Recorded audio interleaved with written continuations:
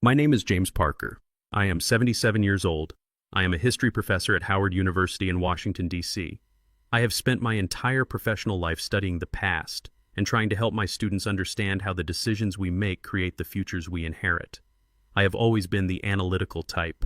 I do not raise my voice. I do not look for confrontations. I solve problems with patience and logic. That is how I approach teaching. That is how I approach life. My students respect that about me, or at least I thought they did. My wife Jennifer respected that about me, or so I believed. But I am standing here today to tell you that I was wrong about many things. I was wrong about my marriage. I was wrong about the woman I trusted completely. I was wrong about my own ability to recognize betrayal when it was happening directly in front of me. And I was wrong about the meaning of the word love. Before we continue this story, I want you to do something for me. I want you to comment below and tell me where you are watching from. Tell me if you have ever been betrayed by someone you trusted completely. Tell me if you have ever discovered that the person you loved was not the person you thought they were. And if this story resonates with you, please like this video and subscribe to the channel because I promise you the ending is not what you expect. 8 years ago, I met a woman named Jennifer Marshall at a social gathering for university faculty. She was smart, she was charming, she was everything I was looking for after years of being alone. We got married in 2017. We bought a condo together in 2019 using part of my grandfather's inheritance combined with my savings accumulated over decades of careful financial planning. The condo was worth $450,000 at the time. It sits in a good neighborhood. It is a solid investment and a comfortable home. Jennifer worked as a freelance social media manager. She managed Instagram and Facebook accounts for various small businesses around the city. Her income was variable depending on how many clients she had acquired. Some months were good, some months were lean. But we had a combined income that was sufficient to maintain our household and still save money for our retirement. I considered our marriage stable. We had our routines. I would grade papers in the evenings while she worked on her laptop managing social media accounts. We would share dinner. We would talk about our days. We would watch television together. Normal couple stuff. At least that is what I believed was happening. The first signs appeared in early 2024. Jennifer started taking trips. She called them women's retreats. She called them weekend getaways for self-discovery and personal growth workshops. She returned with expensive jewelry that seemed far above what her freelance income could support. She returned with new clothes and designer bags and an energy that suggested she had been somewhere other than what she was telling me. I asked about it one evening. I asked where the money was coming from for these purchases. Jennifer smiled and said she had made new contacts during her travels and had found better clients willing to pay higher rates for her services. I believed her. That was my first mistake. I believed her because I wanted to believe her. I believed her because questioning her felt like I was not trusting her. And I had been taught my entire life that trust was the foundation of love. Then came the financial irregularities, small at first, $50 here, $100 there, cash withdrawals that did not match our usual spending patterns. When I mentioned it to Jennifer, she became defensive. "You are micromanaging me, James. I need some freedom with money too." So I backed off. I always backed off. That was becoming a pattern.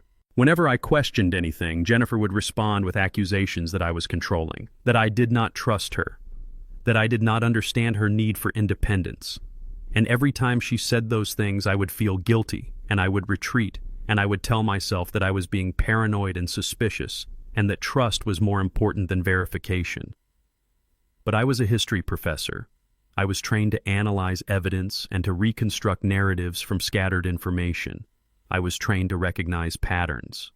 And the pattern I was beginning to see suggested that something was very wrong in my marriage. The pattern suggested that my wife had learned exactly how to exploit my commitment to trust. The pattern suggested that she had studied my weaknesses and was now using them against me. I did not know it yet, but my wife had spent 8 years studying me. She had learned exactly how to push my buttons. She had learned that my commitment to logic and reason could be weaponized against me. She had learned that my belief in trust could be exploited until I no longer trusted my own instincts. She had learned that when I questioned her, I would retreat rather than persist. She had learned my weaknesses, and she had spent the entire duration of our marriage planning exactly how she would exploit them. I backed off. I always backed off. That was the pattern. But I did not know that my wife had transformed my greatest strength into my greatest vulnerability. I did not know that everything I thought was solid was actually built on sand. I did not know that my entire world was about to collapse. And I did not know that when it collapsed, I would discover I had resources I had forgotten I possessed.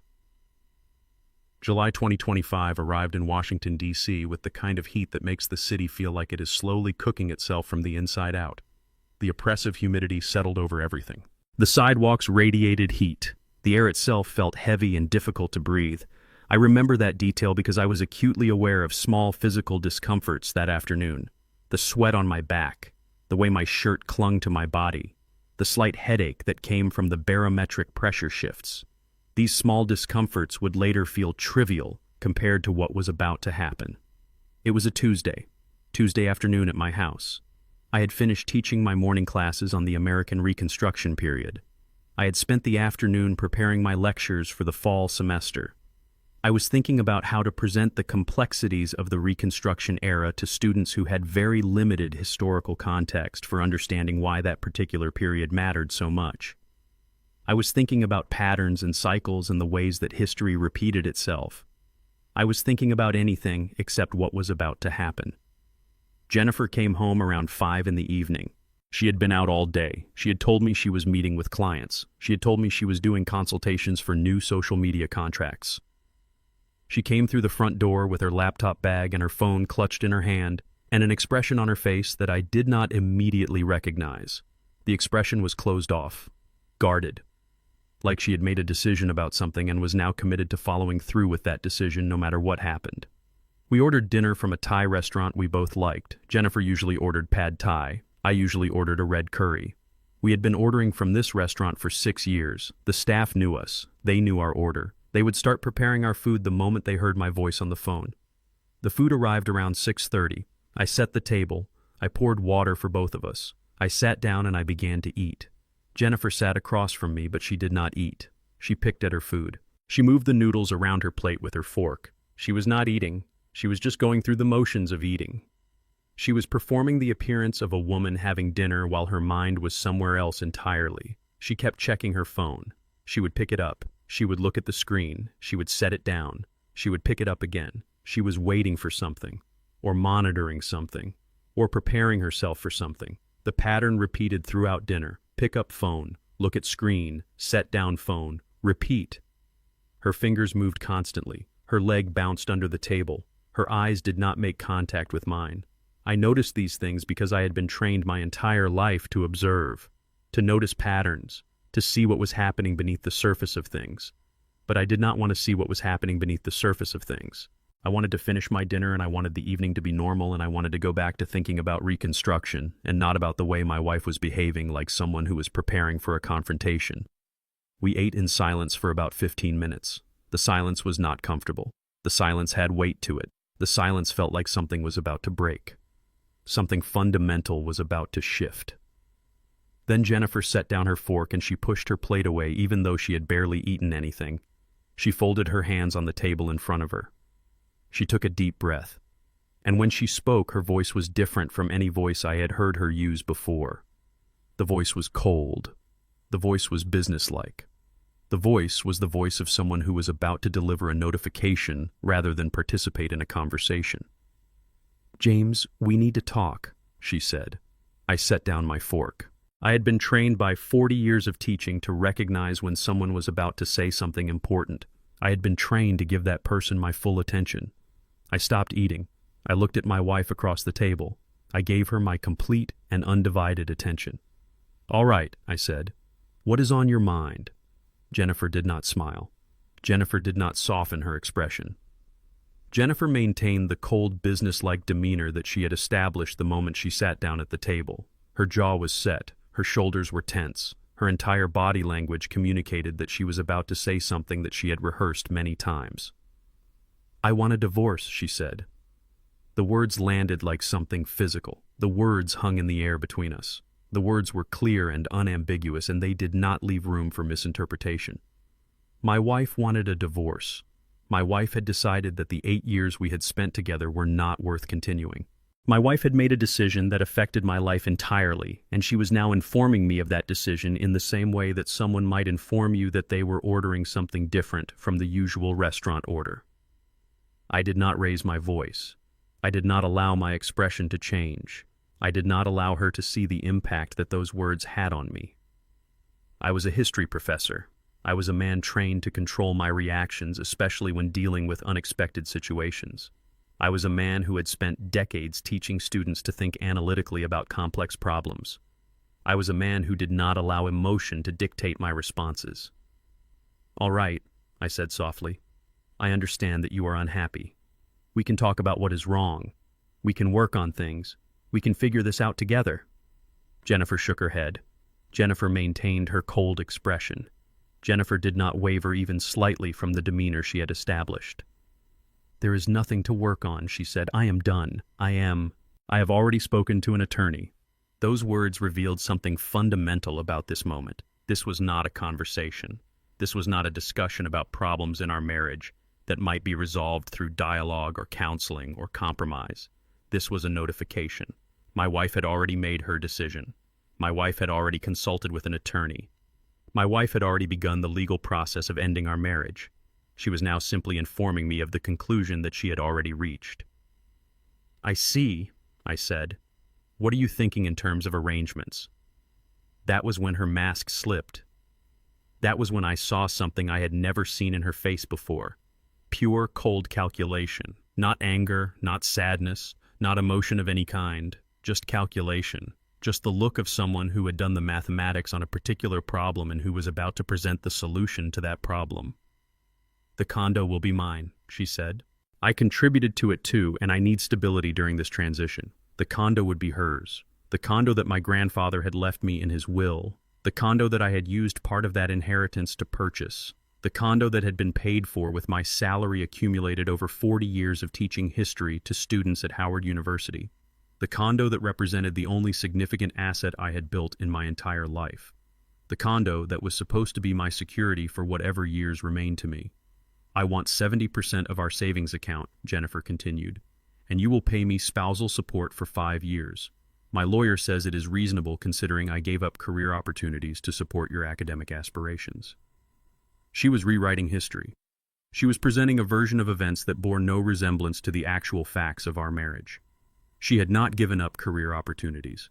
She had worked as a freelance social media manager the entire time we were married. She had managed her own career. She had made her own choices. She was now claiming that she had sacrificed for my benefit when in fact I had been the one making sacrifices. The savings account had been built almost entirely with my salary. I made $7,000 per month as a professor. That was a respectable income, but it was not an excessive income. I had contributed the vast majority of my earnings to our household and to our savings. Jennifer's income had been supplementary. Jennifer's income had fluctuated depending on how many clients she had at any given time. But I had built the savings account by being disciplined and careful and responsible with money. And now she was demanding 70% of something that I had built. "And I expect 5 years of spousal support," she said. "My attorney says that is standard in situations like this." I sat across the table from my wife and I understood something fundamental about her that I had not understood before. I understood that she had been studying me. I understood that she had spent 8 years observing my weaknesses and my vulnerabilities and my patterns of behavior. I understood that she had been learning how to exploit all of these things for her own benefit. But she had also revealed something in this moment. She had revealed that she was confident. She was confident that I would not fight her. She was confident that I would accept her demands without question. She was confident that I would roll over and play dead, and that she would walk away with the majority of our assets and the majority of my future income. That confidence would prove to be her fatal error. "There is one more thing," Jennifer said. She looked directly at me for the first time since she had announced that she wanted a divorce. She looked directly at me and her smile conveyed absolute contempt. Not anger, not resentment, but contempt. The kind of contempt that someone feels when they are looking at something they consider to be beneath them. "You are just a professor, James," she said. "You do not have the money for a real lawyer. You cannot fight me on this." She said it as a statement of fact. She said it as something that was so obviously true that it did not even warrant discussion. She said it as someone who had done her homework. She said it as someone who had calculated my weaknesses and determined that I did not have the resources to mount a legal defense. I sat there for a long moment. I processed what I had just heard. I processed not just the legal demands, but the disdain behind them, the assumption that I was powerless, the belief that 8 years of marriage could be dissolved with such cruelty, and that I would simply accept it because I was a professor, and professors did not have access to the kind of legal resources that were required to fight a divorce case. I understand, I finally said. I will need some time to process this. We can review the specifics in a few days. Sure, she said. Her smile suggested that she thought the conversation was already over, that she thought I had accepted defeat before the battle had even begun. But my lawyer says we need to move quickly on this. The faster we settle, the faster we both move on with our lives. That night, I lay awake in bed beside my wife. Jennifer slept peacefully. Jennifer seemed perfectly at ease with what she had done. Jennifer seemed unburdened by the conversation. But I lay awake staring at the ceiling, and I understood something fundamental about the woman I had married. She was right about one thing. I did not have the money for an expensive divorce attorney. My professor's salary was comfortable, but it was not extravagant. An expensive attorney could cost hundreds of dollars per hour. Over the course of a contested divorce, those costs could mount to hundreds of thousands of dollars. I did not have that kind of money. I did not have the resources to hire the kind of attorney that could stand up to whoever Jennifer's lawyer was. But she was wrong about something far more important. She assumed I had no options. She assumed I had no resources. She assumed I had no one to turn to. She had forgotten about one crucial fact about my life. One fact that she had never bothered to investigate. One fact that she had overlooked in her calculations. She had forgotten about my brother.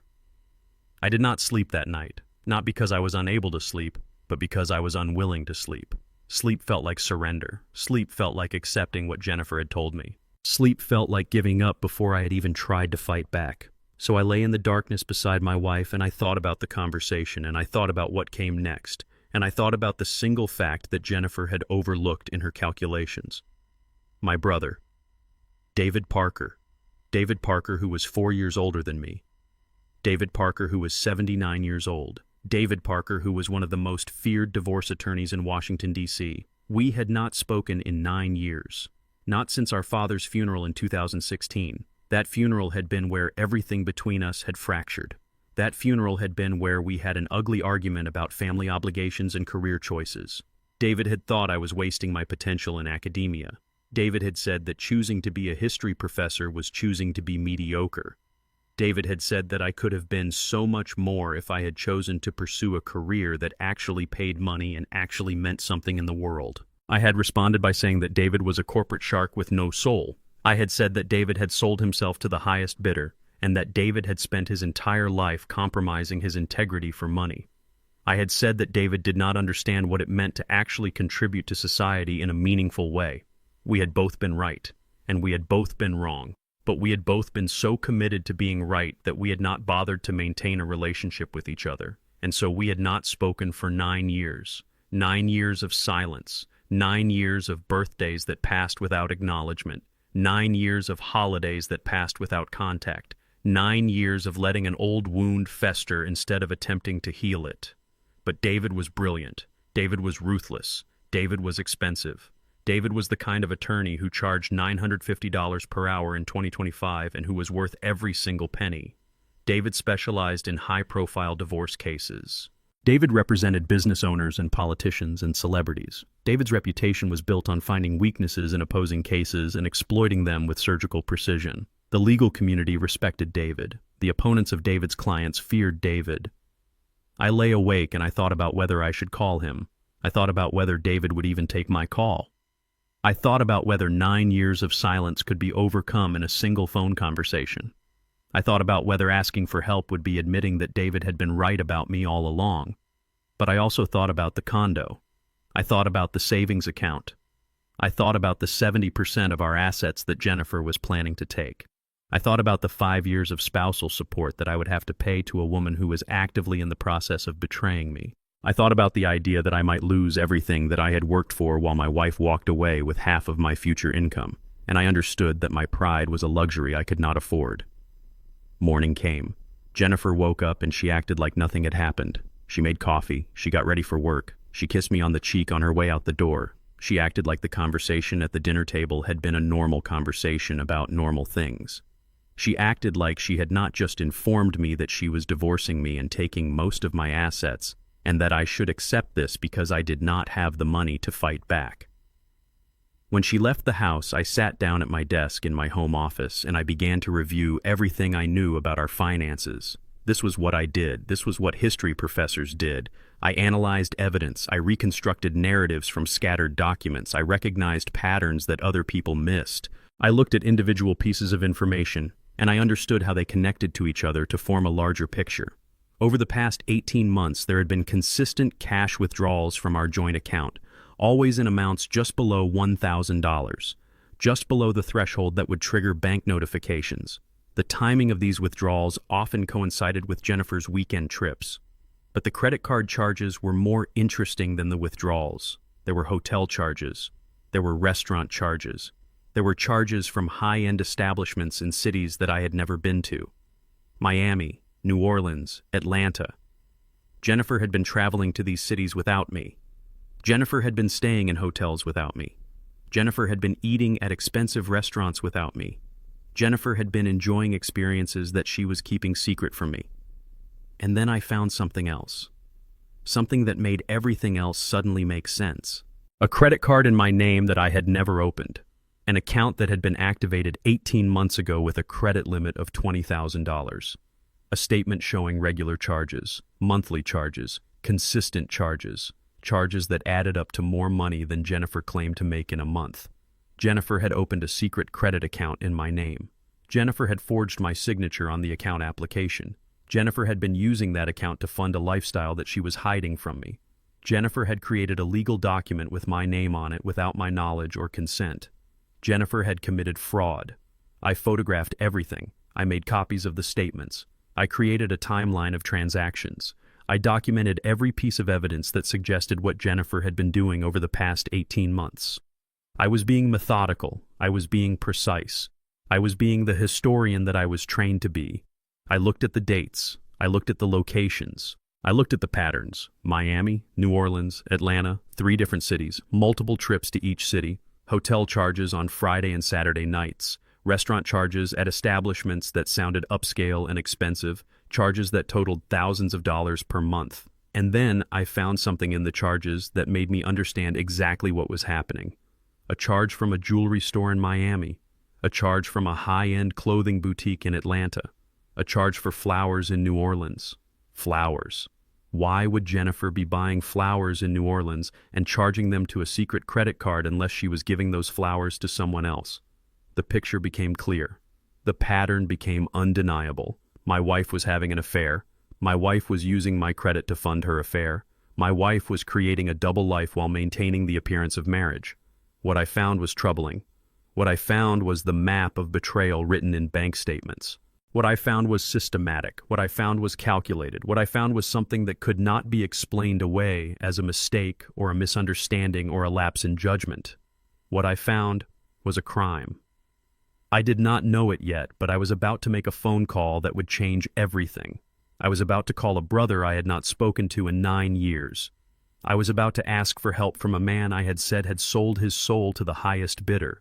I was about to discover that sometimes the people we push away are exactly the people we need when everything falls apart. I approached the evidence the way I approached historical documents. I approached the evidence systematically. I approached the evidence as a historian reconstructs a narrative from scattered primary sources. I treated each transaction as a piece of a larger puzzle.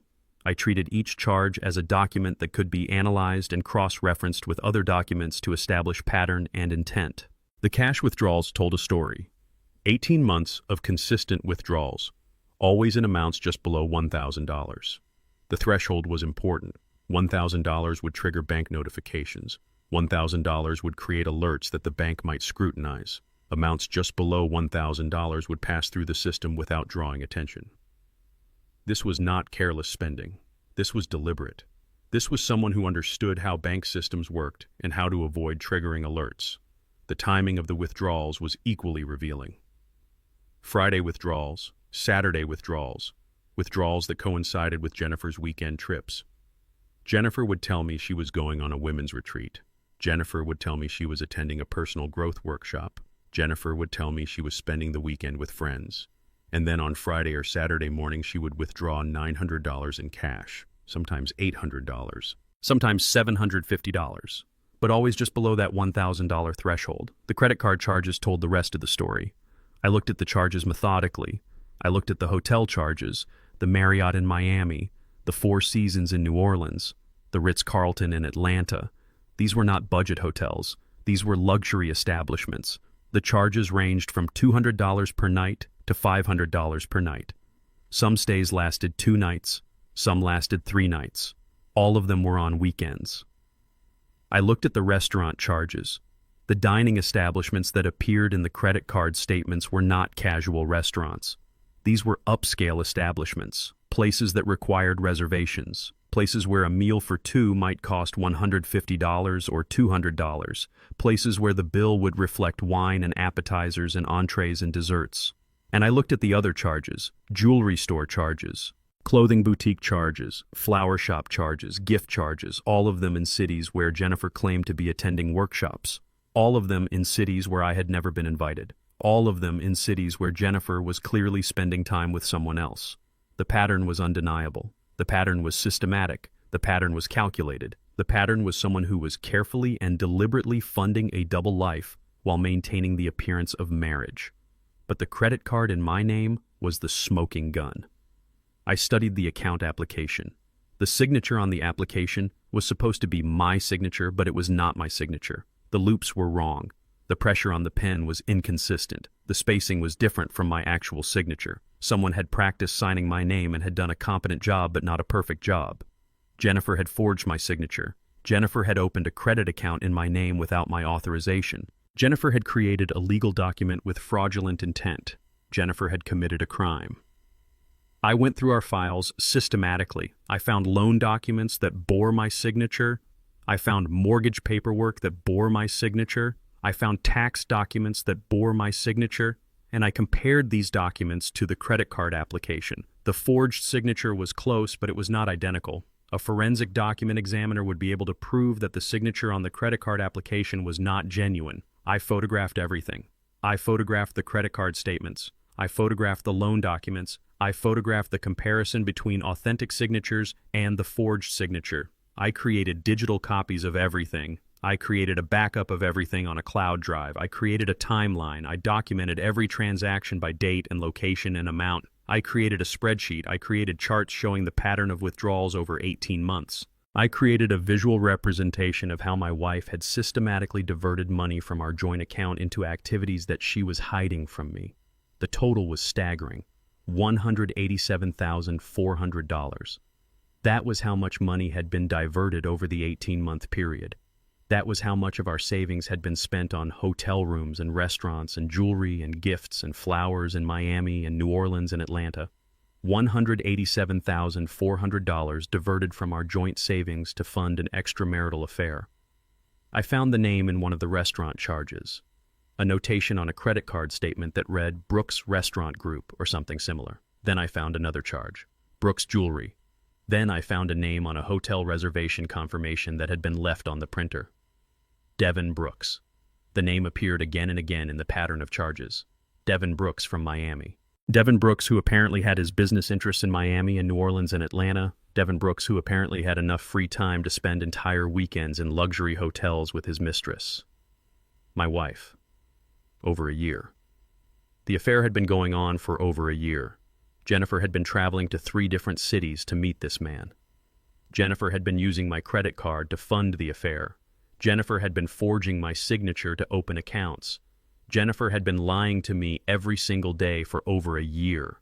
This was not just infidelity. This was fraud. This was forgery. This was theft. This was a federal crime. I sat at my desk and I understood that I was holding evidence of serious criminal activity. I was holding proof that my wife had committed multiple felonies. I was holding documentation that would stand up in any courtroom in any jurisdiction in the United States. But I was also understanding something else. I was understanding that calling a cheaper local divorce attorney would not be enough. A local attorney would not understand the complexity of what had happened. A local attorney would not have the resources to prosecute the criminal elements of this case. A local attorney would negotiate a settlement based on traditional divorce law principles.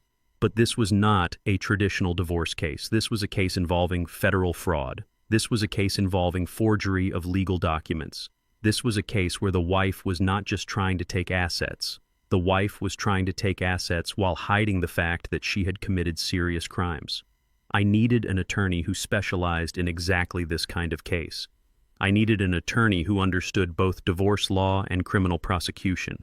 I needed an attorney who had resources. I needed an attorney who was not afraid of a protracted legal battle. I needed David. The decision was not difficult. The decision was obvious.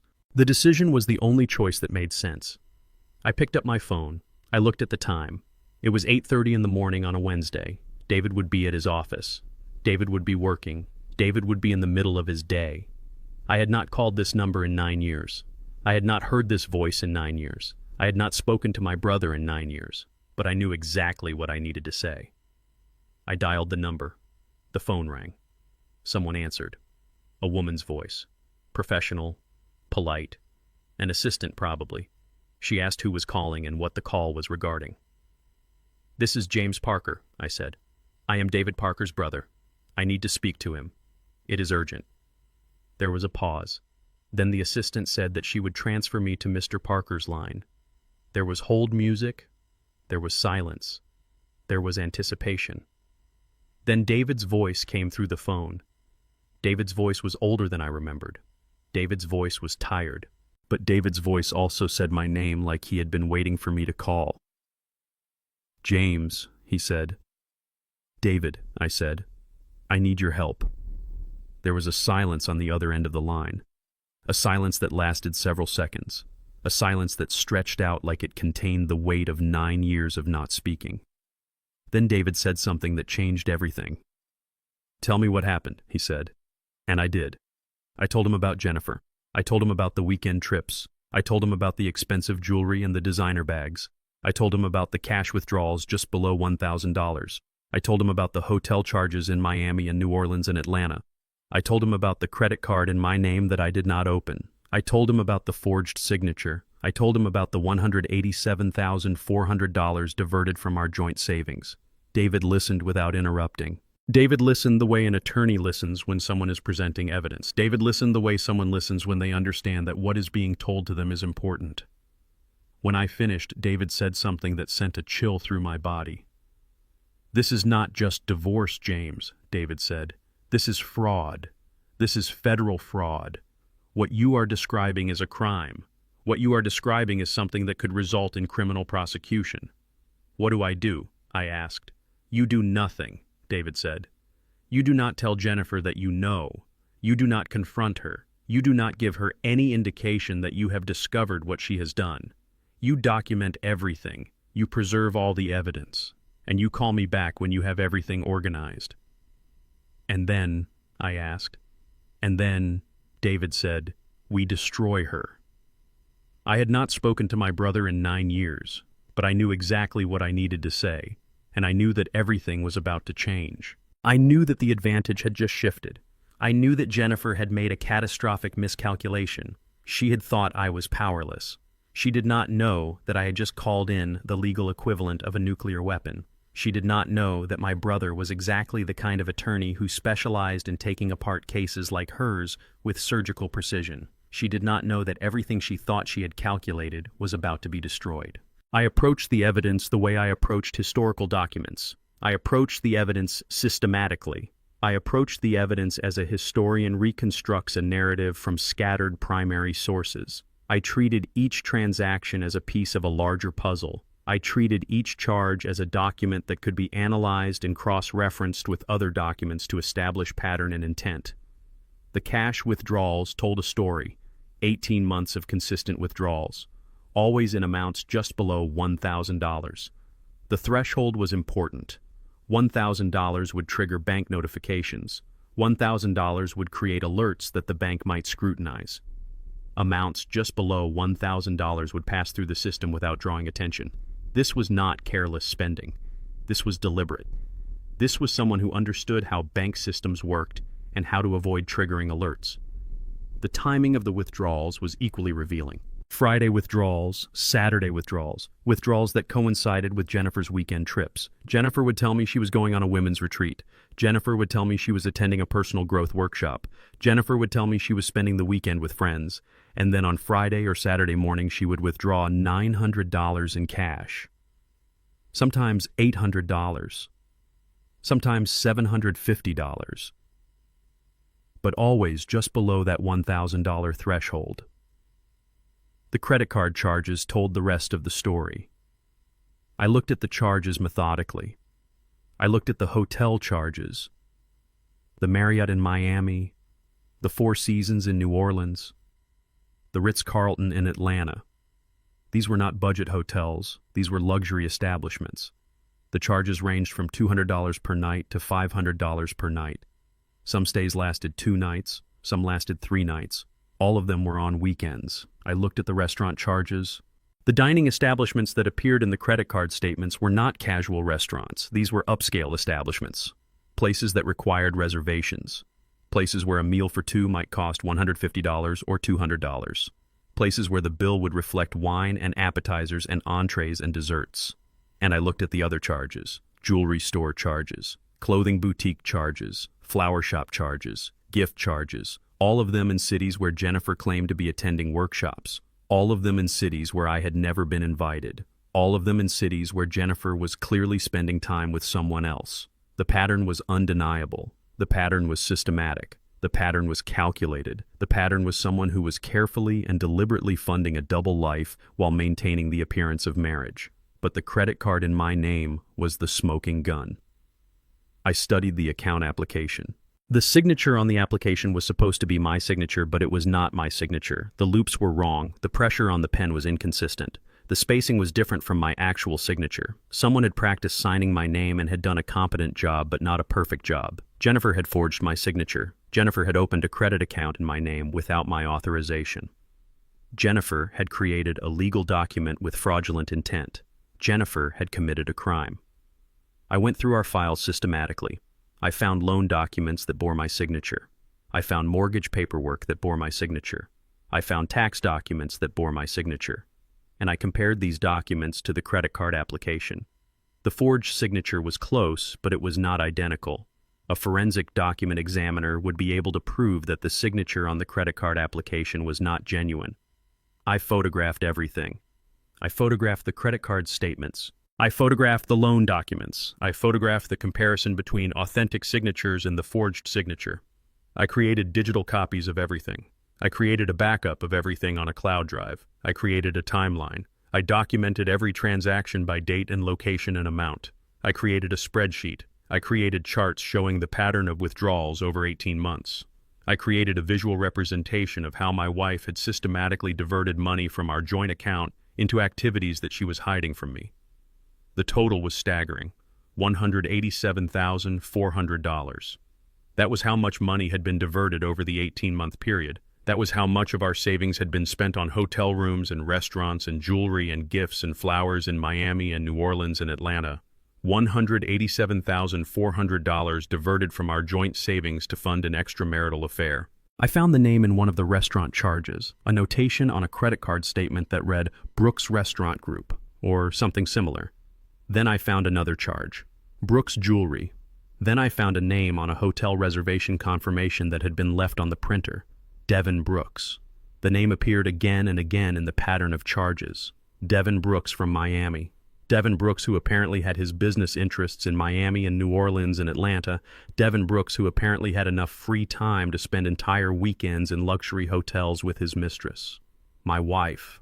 Over a year. The affair had been going on for over a year. Jennifer had been traveling to 3 different cities to meet this man. Jennifer had been using my credit card to fund the affair. Jennifer had been forging my signature to open accounts. Jennifer had been lying to me every single day for over a year. This was not just infidelity. This was fraud. This was forgery. This was theft. This was a federal crime. I sat at my desk, and I understood that I was holding evidence of serious criminal activity. I was holding proof that my wife had committed multiple felonies. I was holding documentation that would stand up in any courtroom in any jurisdiction in the United States. But I was also understanding something else. I was understanding that calling a cheaper local divorce attorney would not be enough. A local attorney would not understand the complexity of what had happened. A local attorney would not have the resources to prosecute the criminal elements of this case. A local attorney would negotiate a settlement based on traditional divorce law principles. But this was not a traditional divorce case. This was a case involving federal fraud. This was a case involving forgery of legal documents. This was a case where the wife was not just trying to take assets. The wife was trying to take assets while hiding the fact that she had committed serious crimes. I needed an attorney who specialized in exactly this kind of case. I needed an attorney who understood both divorce law and criminal prosecution. I needed an attorney who had resources. I needed an attorney who was not afraid of a protracted legal battle. I needed David. The decision was not difficult. The decision was obvious. The decision was the only choice that made sense. I picked up my phone. I looked at the time. It was 8:30 in the morning on a Wednesday. David would be at his office. David would be working. David would be in the middle of his day. I had not called this number in 9 years. I had not heard this voice in 9 years. I had not spoken to my brother in 9 years. But I knew exactly what I needed to say. I dialed the number. The phone rang. Someone answered. A woman's voice. Professional. Polite. An assistant probably. She asked who was calling and what the call was regarding. "This is James Parker," I said. "I am David Parker's brother. I need to speak to him. It is urgent." There was a pause. Then the assistant said that she would transfer me to Mr. Parker's line. There was hold music. There was silence. There was anticipation.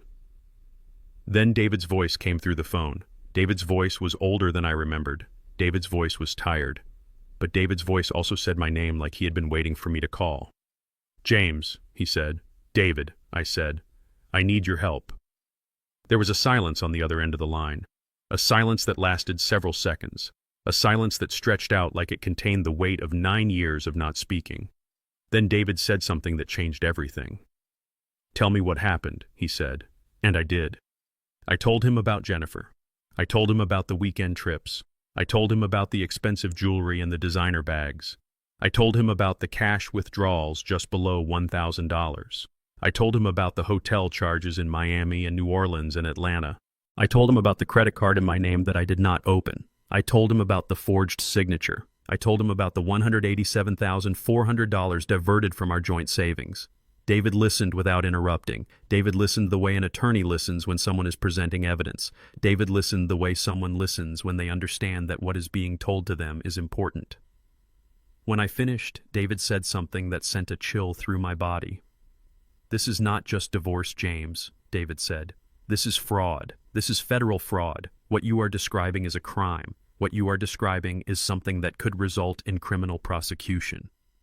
"What do I do?" I asked. "You do nothing," David said. "You do not tell Jennifer that you know. You do not confront her. You do not give her any indication that you have discovered what she has done. You document everything. You preserve all the evidence. And you call me back when you have everything organized."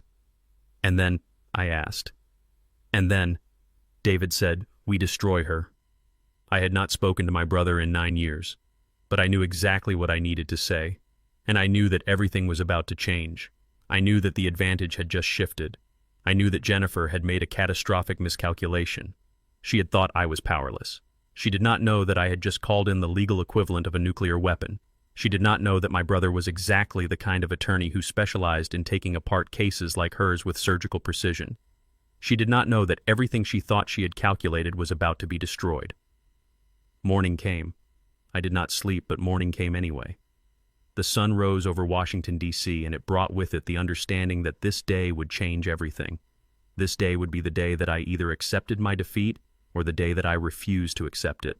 This day would be the day that I decided whether I was going to be a victim or whether I was going to fight back. My courage was building, my fear was still there, but underneath the fear was something else. Underneath the fear was anger.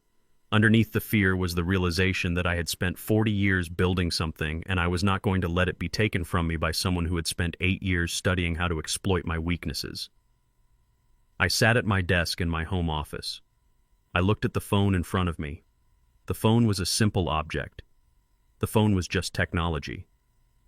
But the phone was also a bridge. The phone was the way I was going to reach across 9 years of silence and ask for help from someone I had told had no soul. My hands were shaking as I reached for the phone. My hands were shaking because I was afraid. My hands were shaking because I understood that once I made this call, I was committing to something. I was committing to a path that would change my life. I was committing to confrontation. I was committing to war. I picked up the phone. I dialed the number that I had not called in 9 years, the number that I had not wanted to call, the number that I was now understanding was the only number that mattered. The phone rang. Someone answered on the second ring. A woman's voice, professional, polite, the voice of an assistant who had answered this phone thousands of times.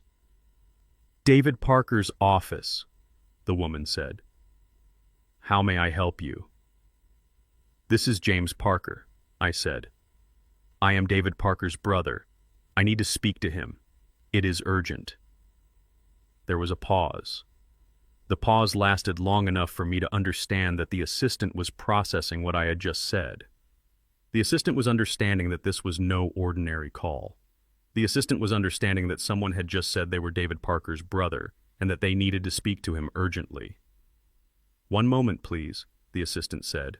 "I will transfer you to Mr. Amersher." Parker's line. The line went quiet. There was hold music, classical music, the kind of music that was designed to be soothing, but which actually made me more anxious. The kind of music that gave me time to think about what I was doing, the kind of music that gave me time to doubt myself. Then the hold music stopped. The line rang once, and David answered. "James," David said. "Just my name. Just one word." But the way David said my name contained everything. The way David said my name contained 9 years of not speaking. The way David said my name contained the argument at our father's funeral. The way David said my name contained a question. The question was whether I was really calling or whether this was something else. "David," I said, "I need your help." There was a pause on the other end of the line, a pause that lasted several seconds, a pause that felt like it contained the weight of 9 years. Then David said, "Tell me what happened." And so I did.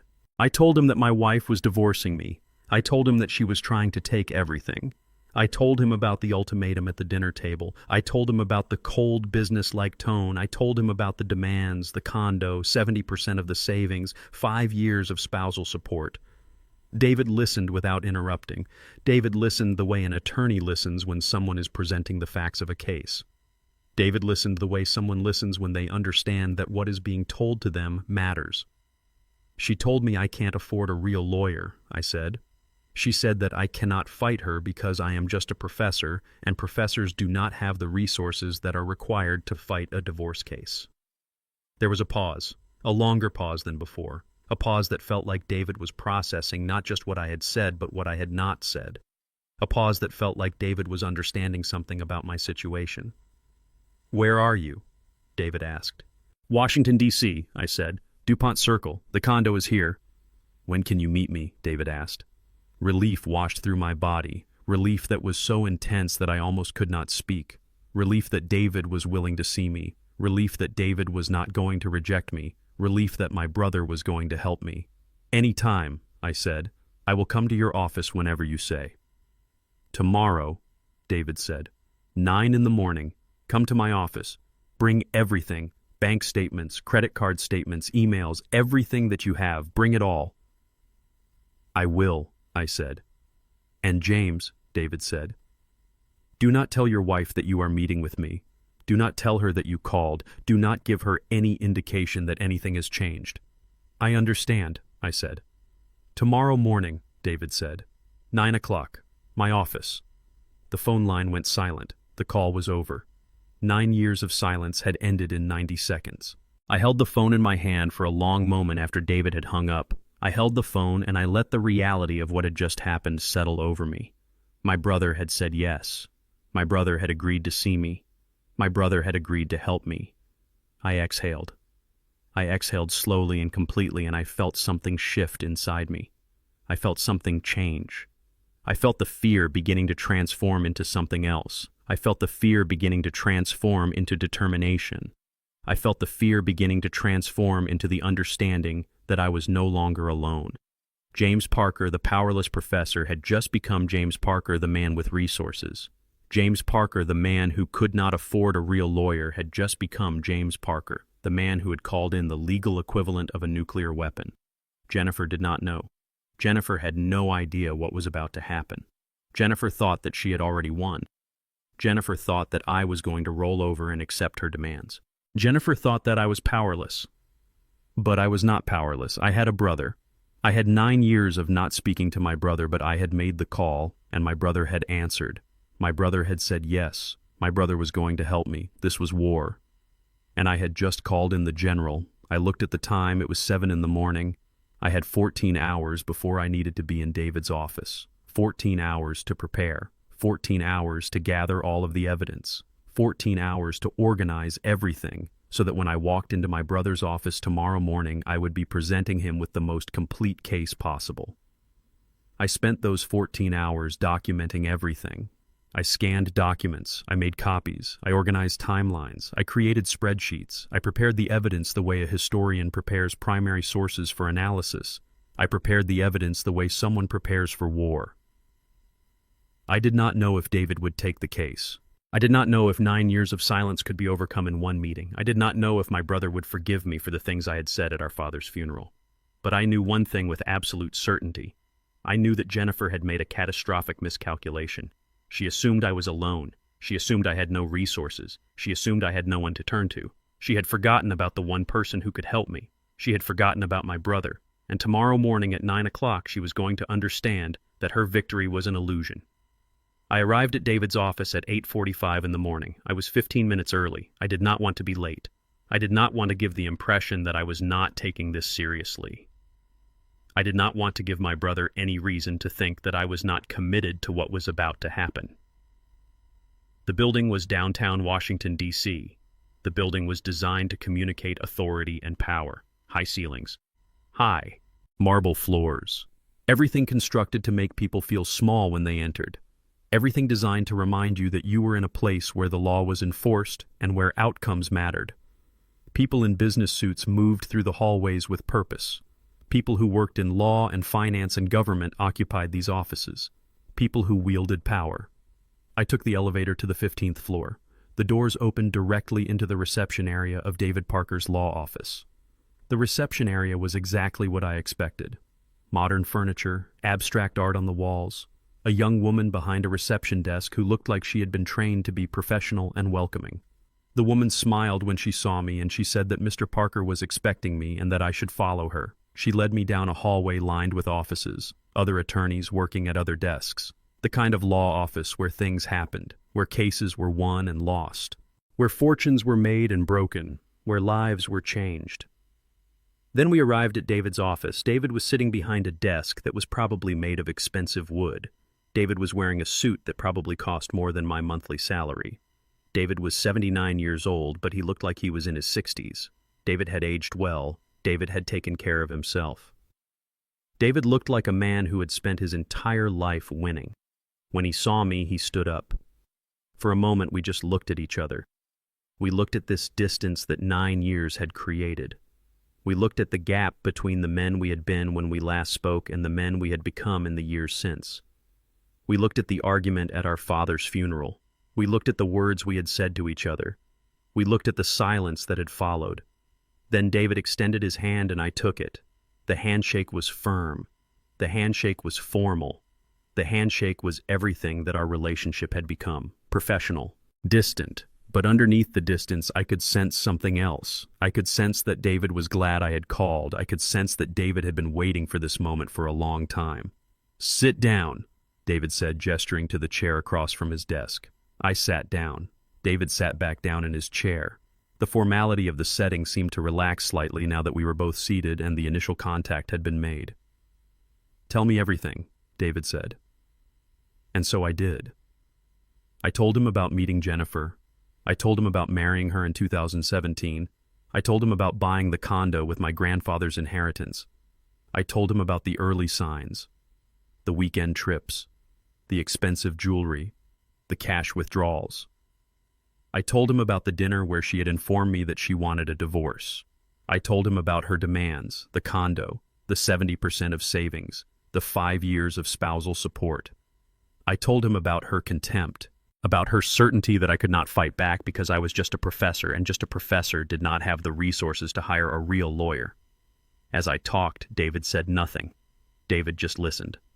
David spread the documents across his desk, the bank statements, the credit card statements, the evidence of the forged signature. David studied everything with the intensity of someone who was reading a text that contained crucial information. I laid out the bank statements chronologically. I showed him the pattern of cash withdrawals over 18 months, always just below $1,000, always coinciding with weekend trips. I highlighted the credit card charges: Miami, New Orleans, Atlanta, hotel charges, restaurant charges, all in locations where James had never been invited. These charges, I said, pointing to the hotel bills, started 18 months ago, and they have been consistent ever since. Multiple trips to each city, always on weekends, always expensive establishments. David studied the charges. David made calculations in his mind. David was beginning to understand the scope of what was happening. I showed him the credit card that was opened in my name. I showed him the application with my forged signature. I showed him the comparison between the forged signature and my actual signature.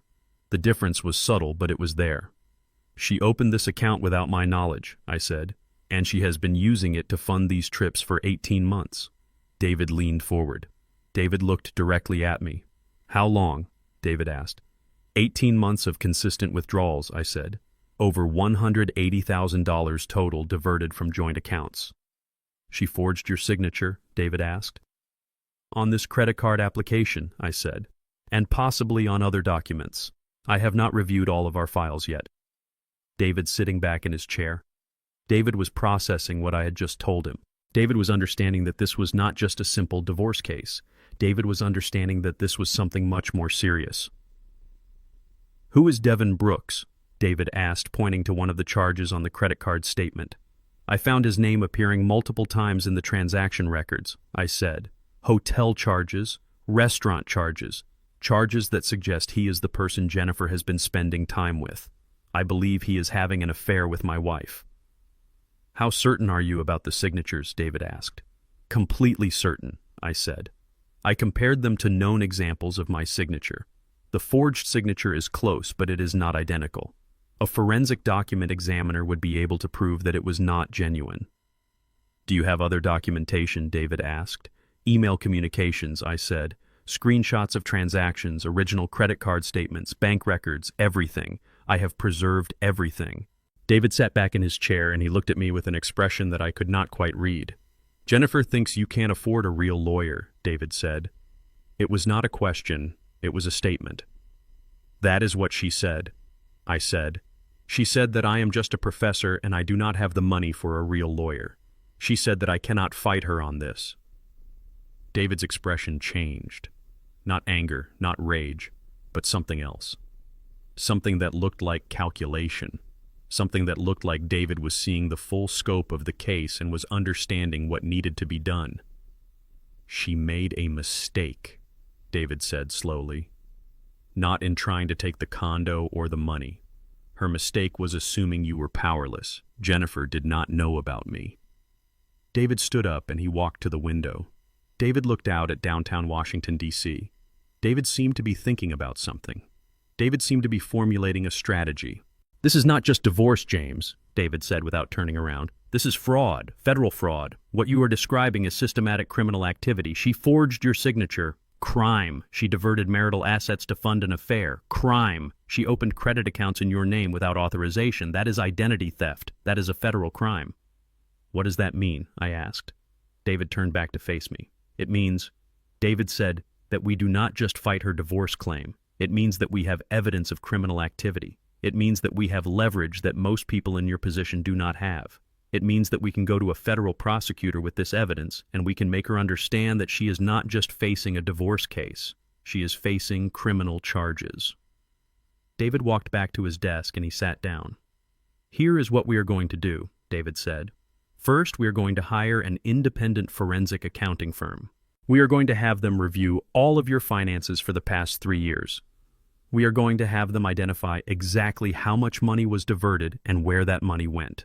We are going to document every single transaction. David leaned forward. Second, David said, "We are going to let her think she is winning the divorce case. We are not going to immediately counter her claims. We are going to let her become confident. We are going to let her believe that you are too afraid to fight back. We are going to let her lock into positions that we will later destroy." "And third?" I asked. "Third."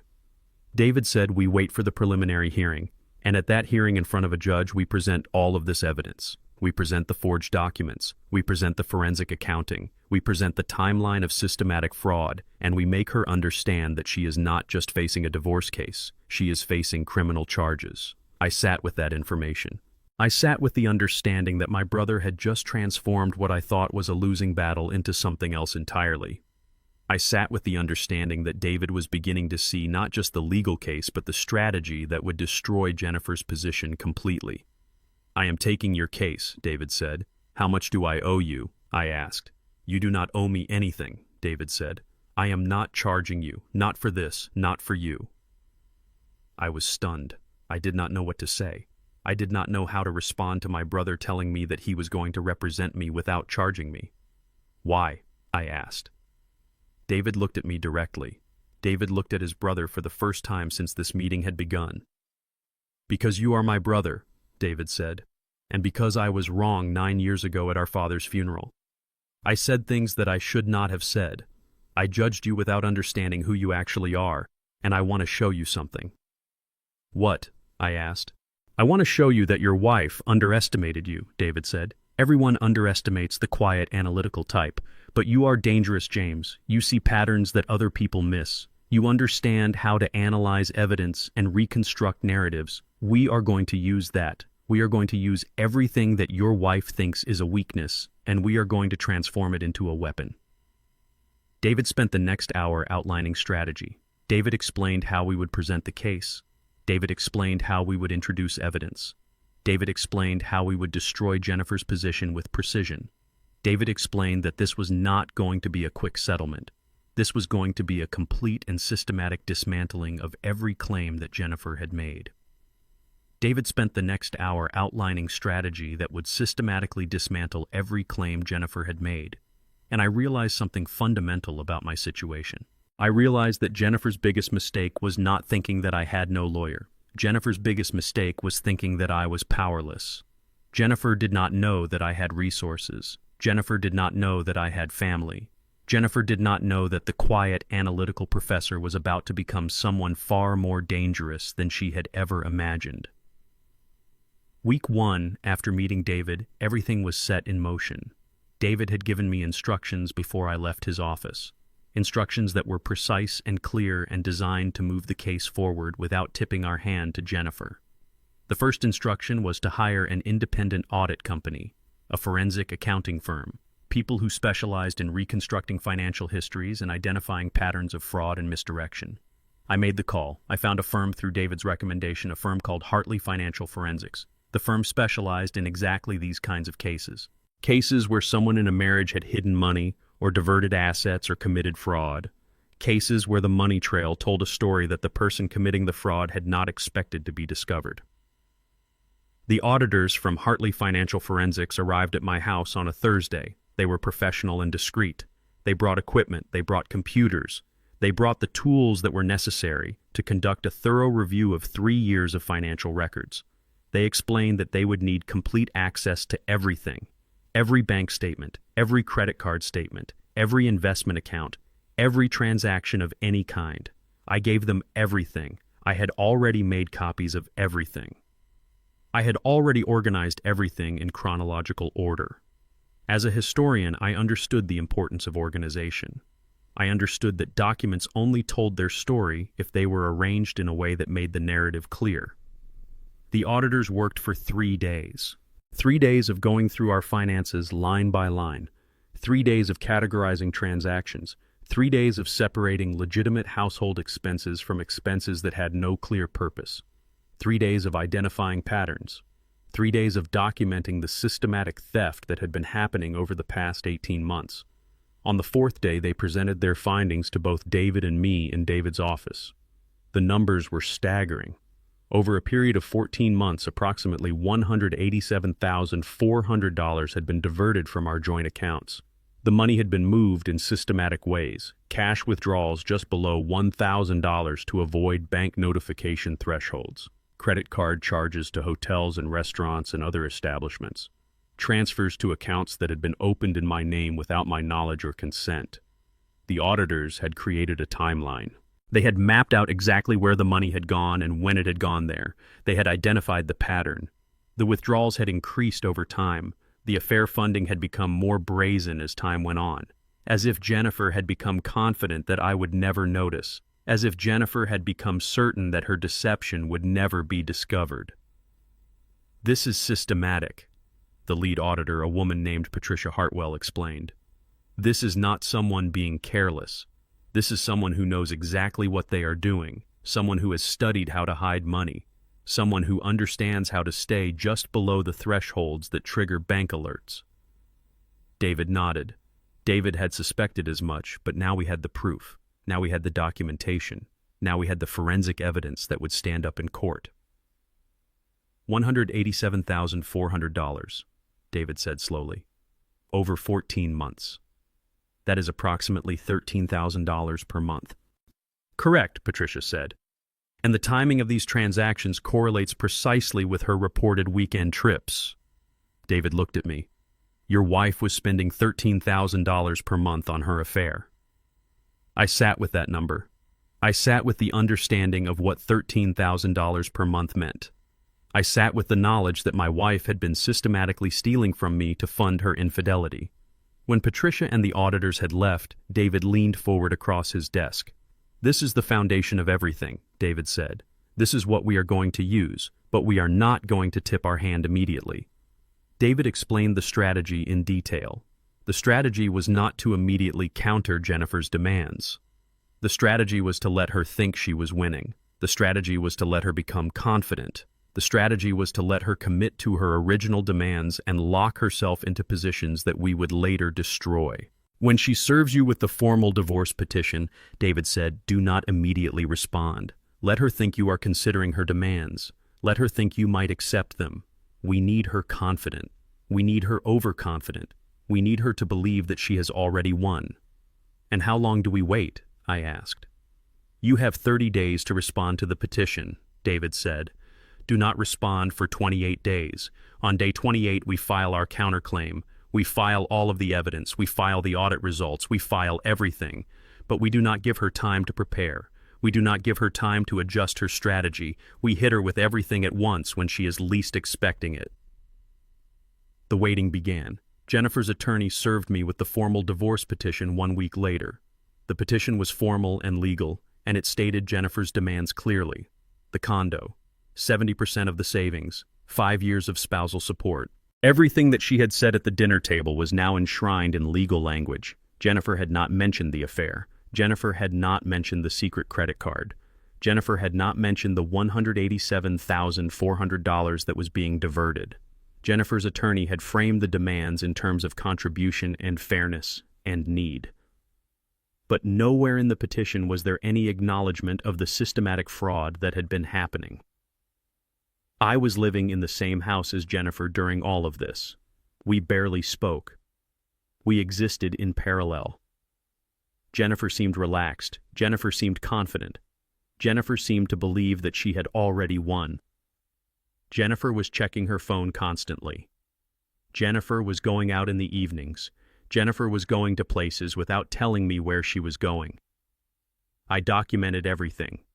I kept notes of when she left, when she returned, what she was wearing, whether she seemed happy or anxious or energized. I was documenting her behavior the way a historian documents the behavior of historical figures. I was creating a record of what was happening.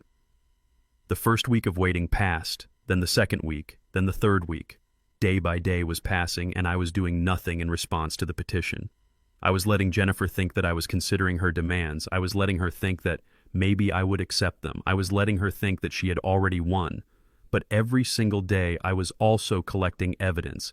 Every single day, I was documenting Jennifer's behavior. Every single day, I was preparing for the moment when we would reveal everything that we had discovered. I called David on day 22. "How are you holding up?" David asked. "It is difficult," I said. living in the same house, pretending that nothing has changed, watching her be so confident. That is good, David said. That means she is not suspicious. That means she thinks she's winning. That means she has no idea what is coming.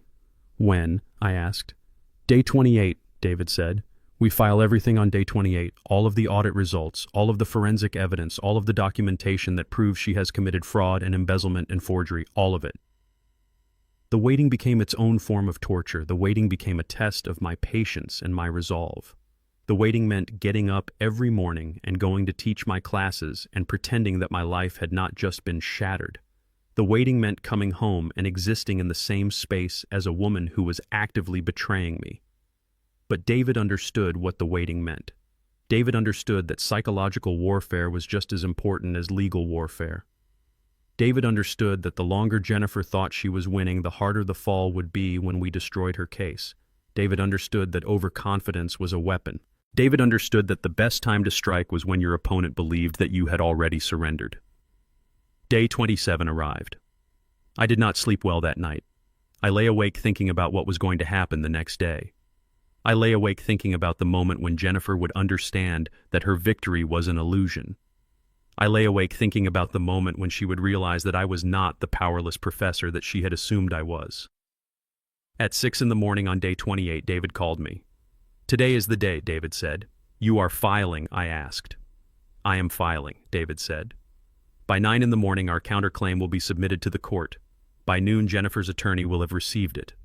By 1 o'clock, Jennifer will know that everything has changed.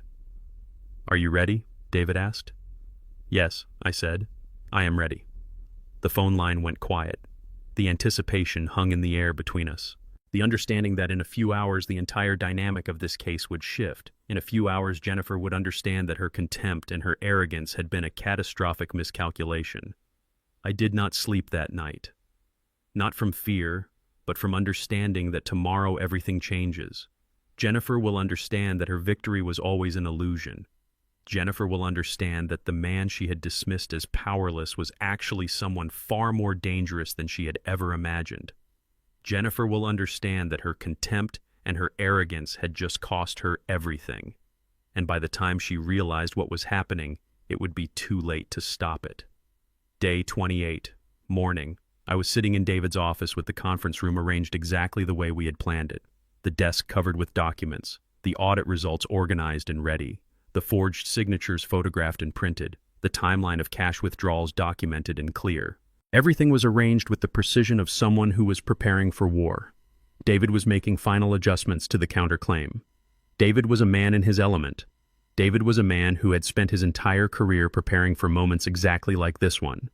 David moved through the document with the confidence of someone who knew exactly what he was doing. David was preparing to unleash everything that we had discovered in one devastating strike. At 8:45 in the morning, David looked at me across the desk. "Are you ready?" he asked. "Yes," I said. David picked up his phone and he spoke to his assistant. "File it," he said. "File everything, now." And with that single word, everything changed. By 8:59, the counterclaim had been filed with the court. By 9 o'clock, it was officially part of the court record. By 9:30, Jennifer's attorney had received electronic notification of the filing. By 10 o'clock, Jennifer's attorney was calling Jennifer. I did not witness this moment, but I imagined it many times later. I imagined Jennifer picking up the phone and hearing the voice of her attorney. I imagined her thinking that the call was about something routine. I imagined her understanding within seconds that everything had just changed. According to what Jennifer would tell me later, her attorney had started the call by saying they had a serious problem. Jennifer had initially thought it was something minor. Jennifer had thought maybe there was some procedural issue or some documentation that had not been filed correctly. But then her attorney had started reading the allegations: fraud in the inducement, forgery of legal documents, identity theft, embezzlement of marital funds, breach of fiduciary duty, unequal economic conduct, unjust enrichment. The allegations went on, each one more damaging than the last. Each one a separate charge that could be proven with evidence. Each one backed by months of forensic accounting and documentation. Her attorney had continued reading from David's counterclaim. The defendant is seeking reimbursement of fraudulently diverted assets in the amount of $187,400. The defendant is seeking payment of all legal fees associated with this case. The defendant is requesting that the court consider referring this matter to the United States Attorney's Office for potential criminal prosecution. Criminal referral. Criminal prosecution. Those words would have hit like a physical blow. Those words would have meant something very different from a divorce case. Those words would have meant jail time. Those words would have meant a criminal record. Those words would have meant understanding that this was no longer about dividing assets. This was about potential imprisonment. "We need to meet immediately," her attorney would have said. And then Jennifer would have understood that her victory was not a victory at all. Jennifer tried calling David's office. She tried to reach me through David's office. She tried to understand what had happened. But David's assistant would have said only that Mr. Parker would address this matter in court. David's assistant would have been professional and polite and absolutely unhelpful from Jennifer's perspective. David's assistant would have offered no information and no explanation. Jennifer called me directly. She called my cell phone at 11 in the morning on day 28. "James," she said, and I could hear something different in her voice. I could hear the confidence that had been there at the dinner table beginning to crack. I could hear the certainty that had been there when she had said I was just a professor and I could not fight her. I could hear fear. "Yes," I said. "What is this counterclaim?" she asked. "What did you file?" "I think you should speak to your attorney," I said. And I heard something in my own voice that I had not heard before. I heard strength. I heard certainty. I heard the voice of a man who was no longer afraid. Jennifer tried calling Devin Brooks. She called him multiple times that morning. Devin did not answer. Devin did not call back. Devin was apparently no longer available. Devin had apparently disappeared the moment that legal problems emerged. I later learned that Devin Brooks was what we called a parasite. Devin was the kind of man who attached himself to married women who had assets or money or resources. Devin was the kind of man who disappeared the moment that the woman's assets were threatened by legal action. Devin had probably already moved on to the next target. Devin was probably already identifying the next woman whose marriage he could infiltrate. Jennifer's panic began to show in small ways. She was checking her phone obsessively. She was not eating, she was not sleeping, she was pacing around the house at 2 in the morning asking me what I had done. She was demanding to know what was in the counterclaim. She was demanding to know why I had done this. She was demanding to know what I wanted. I told her to speak to her attorney. 1 week after the counterclaim was filed, the judge scheduled a preliminary hearing. The preliminary hearing was set for 2 weeks out. 2 weeks for both sides to prepare. 2 weeks for Jennifer to understand the full scope of what she was facing. Jennifer had hired a new attorney. The first attorney had apparently wanted to settle. The first attorney had apparently looked at the evidence and the allegations and had concluded that Jennifer's position was indefensible. So Jennifer had switched to a different attorney, a younger attorney, an ambitious attorney, an attorney named Perry Young. Perry Young was nervous from the moment he took the case. Perry Young looked at the audit results and his hands shook. Perry Young read through the forged documents and his face grew pale. Perry Young understood that every transaction was documented. He understood that every forged signature was photographed. He understood that every lie was backed by forensic evidence, the kind of evidence that stood up in court, the kind of evidence that was not subject to interpretation or debate, the kind of evidence that proved beyond any doubt that Jennifer had committed fraud. Perry Young called Jennifer 1 week before the preliminary hearing. "We need to talk about settlement," Perry Young said. Jennifer's response was what it had always been. "I am not settling. I am winning this." Perry Young's response was the response of someone who had looked at the evidence and who had understood what that evidence meant. "Ms. Marshall," Perry Young said carefully, "you are not winning this. You are about to be prosecuted." Perry Young explained to Jennifer what a criminal prosecution meant.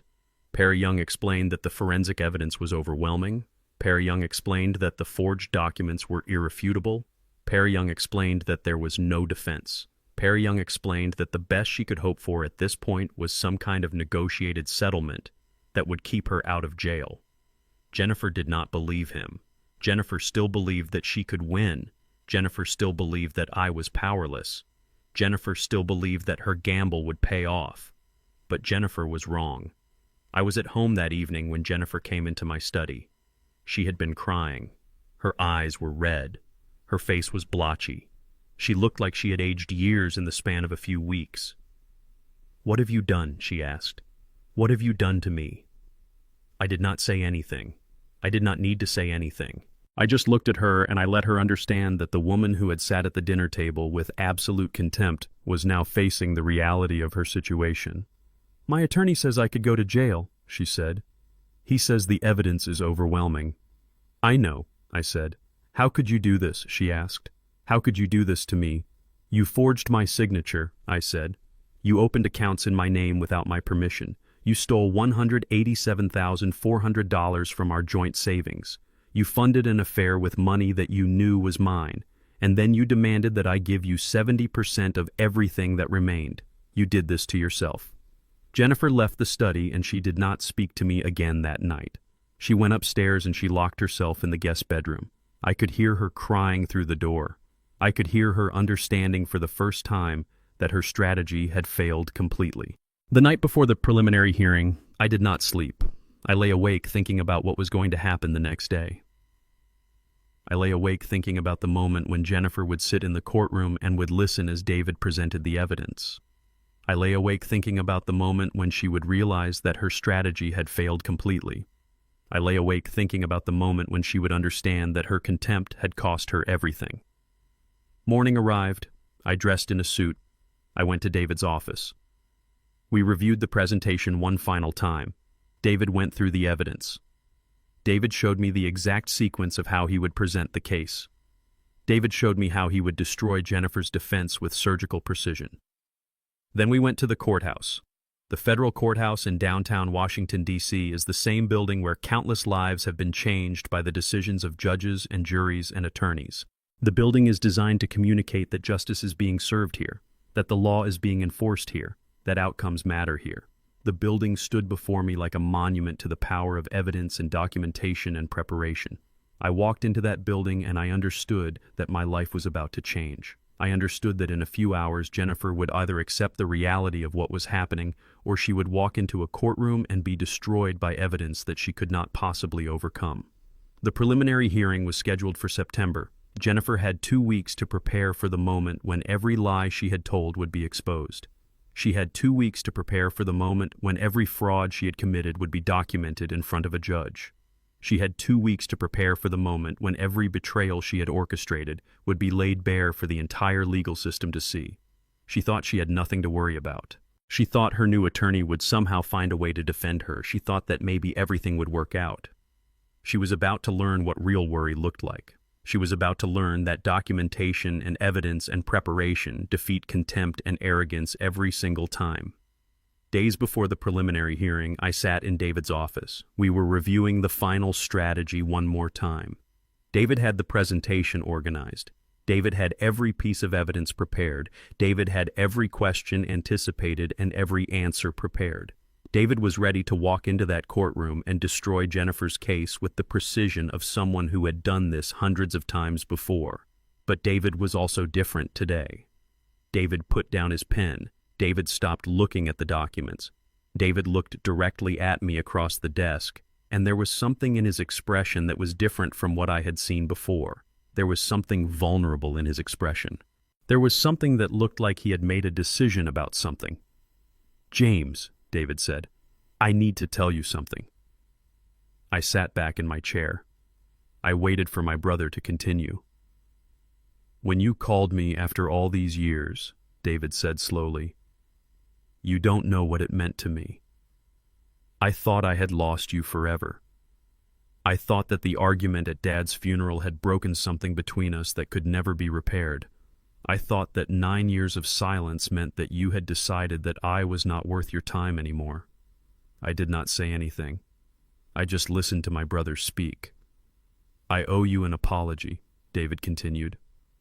"I have owed you an apology for 9 years, but I was too proud to make the call. I was too stubborn to reach out and admit that I was wrong." David leaned back in his chair. "What I said at Dad's funeral about your career, I was wrong," David said. "I said that you were wasting your potential in academia. I said that being a history professor was beneath you. I said that you could have been so much more if you had made different choices. And I was wrong about all of it. David looked at me directly. You built something impressive here, David said. You built a reputation. You built respect. You built something that matters. I was wrong to suggest that academia was a waste of your talent.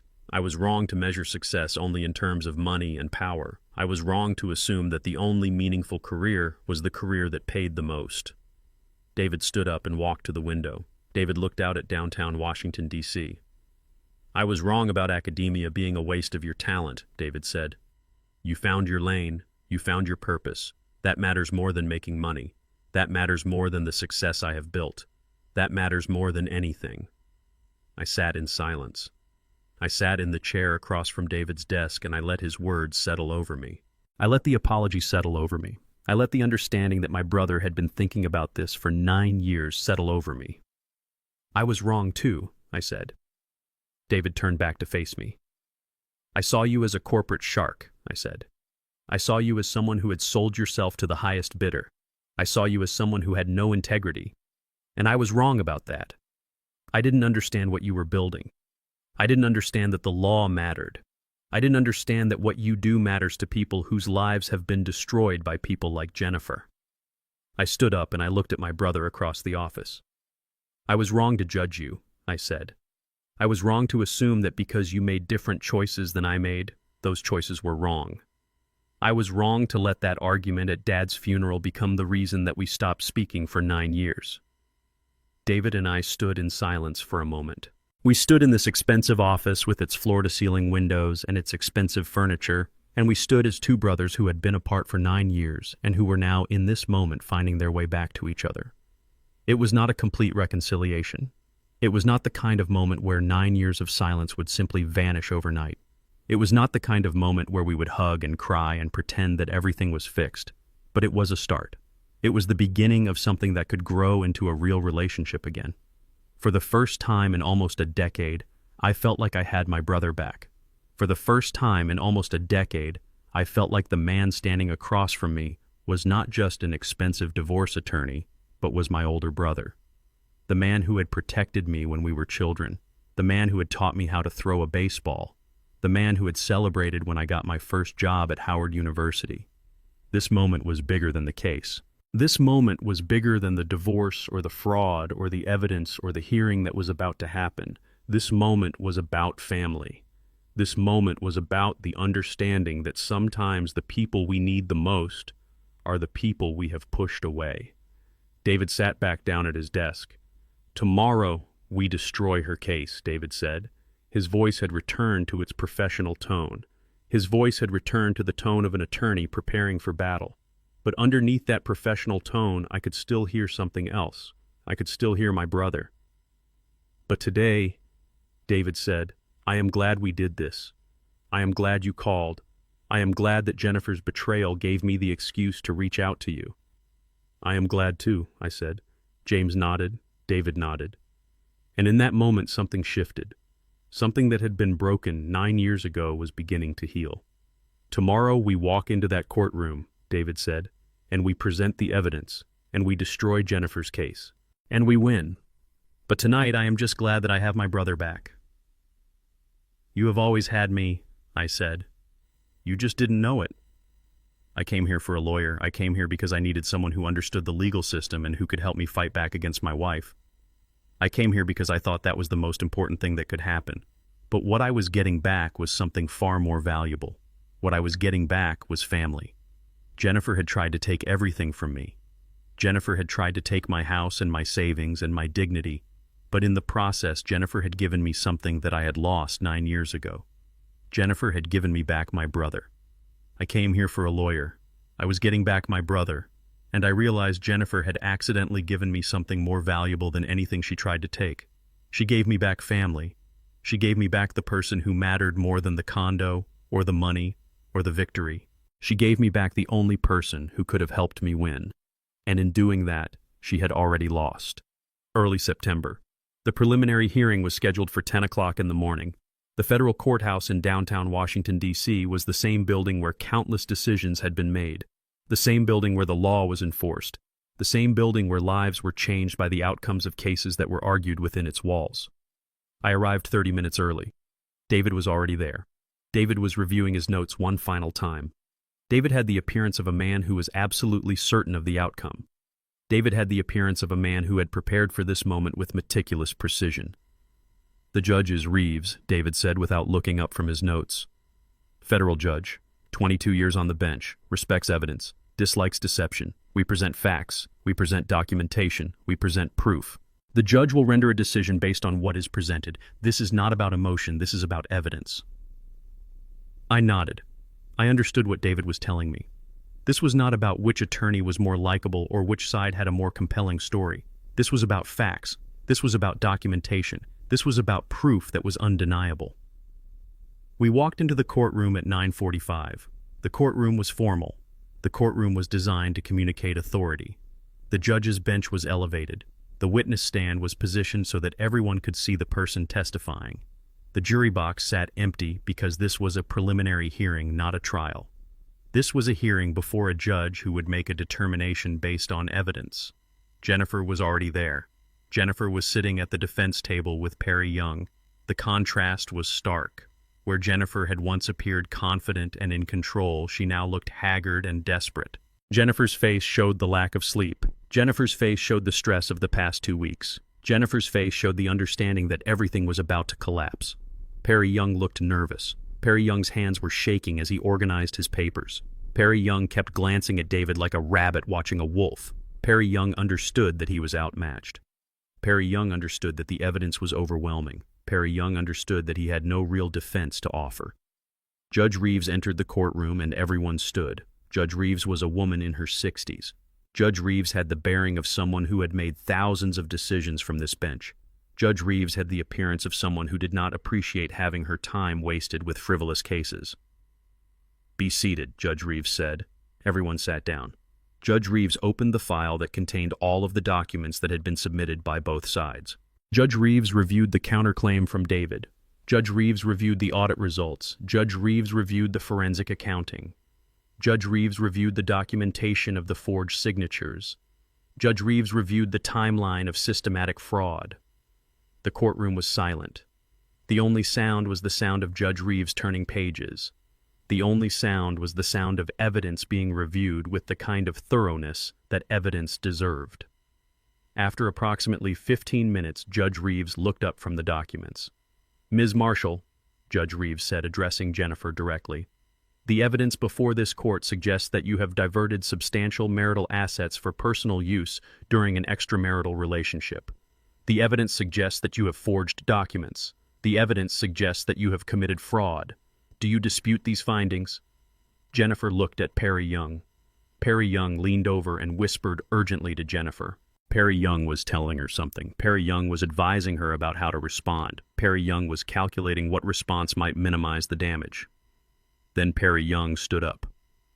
"Your Honor," Perry Young said, his voice shaking slightly, "my client acknowledges that there have been certain financial irregularities. However, my client maintains that her requests for asset division remain reasonable." Financial irregularities, that was the term that Perry Young had chosen. That was the language that attempted to minimize what Jennifer had done. That was the attempt to reframe fraud as something less than what it actually was. David stood up immediately. "Your Honor," David said. His voice was calm, his voice was controlled, but his voice also carried the weight of someone who was about to deliver a devastating blow. "Ms. Marshall did not commit financial irregularities," David said. "Ms. Marshall committed felonies. Ms. Marshall committed the felony of fraud. Ms.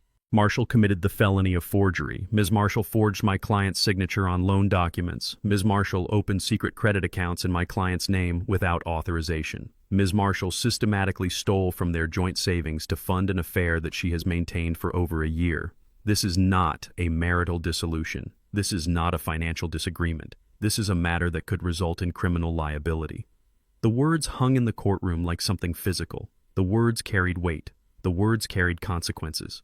The courtroom went silent, the kind of silence that occurs when people understand that something fundamental has just shifted, the kind of silence that occurs when people understand that the case has just moved from civil dispute into potential criminal prosecution. Young went pale. Young's face drained of color. Young looked like someone who had just realized the scope of what he was dealing with.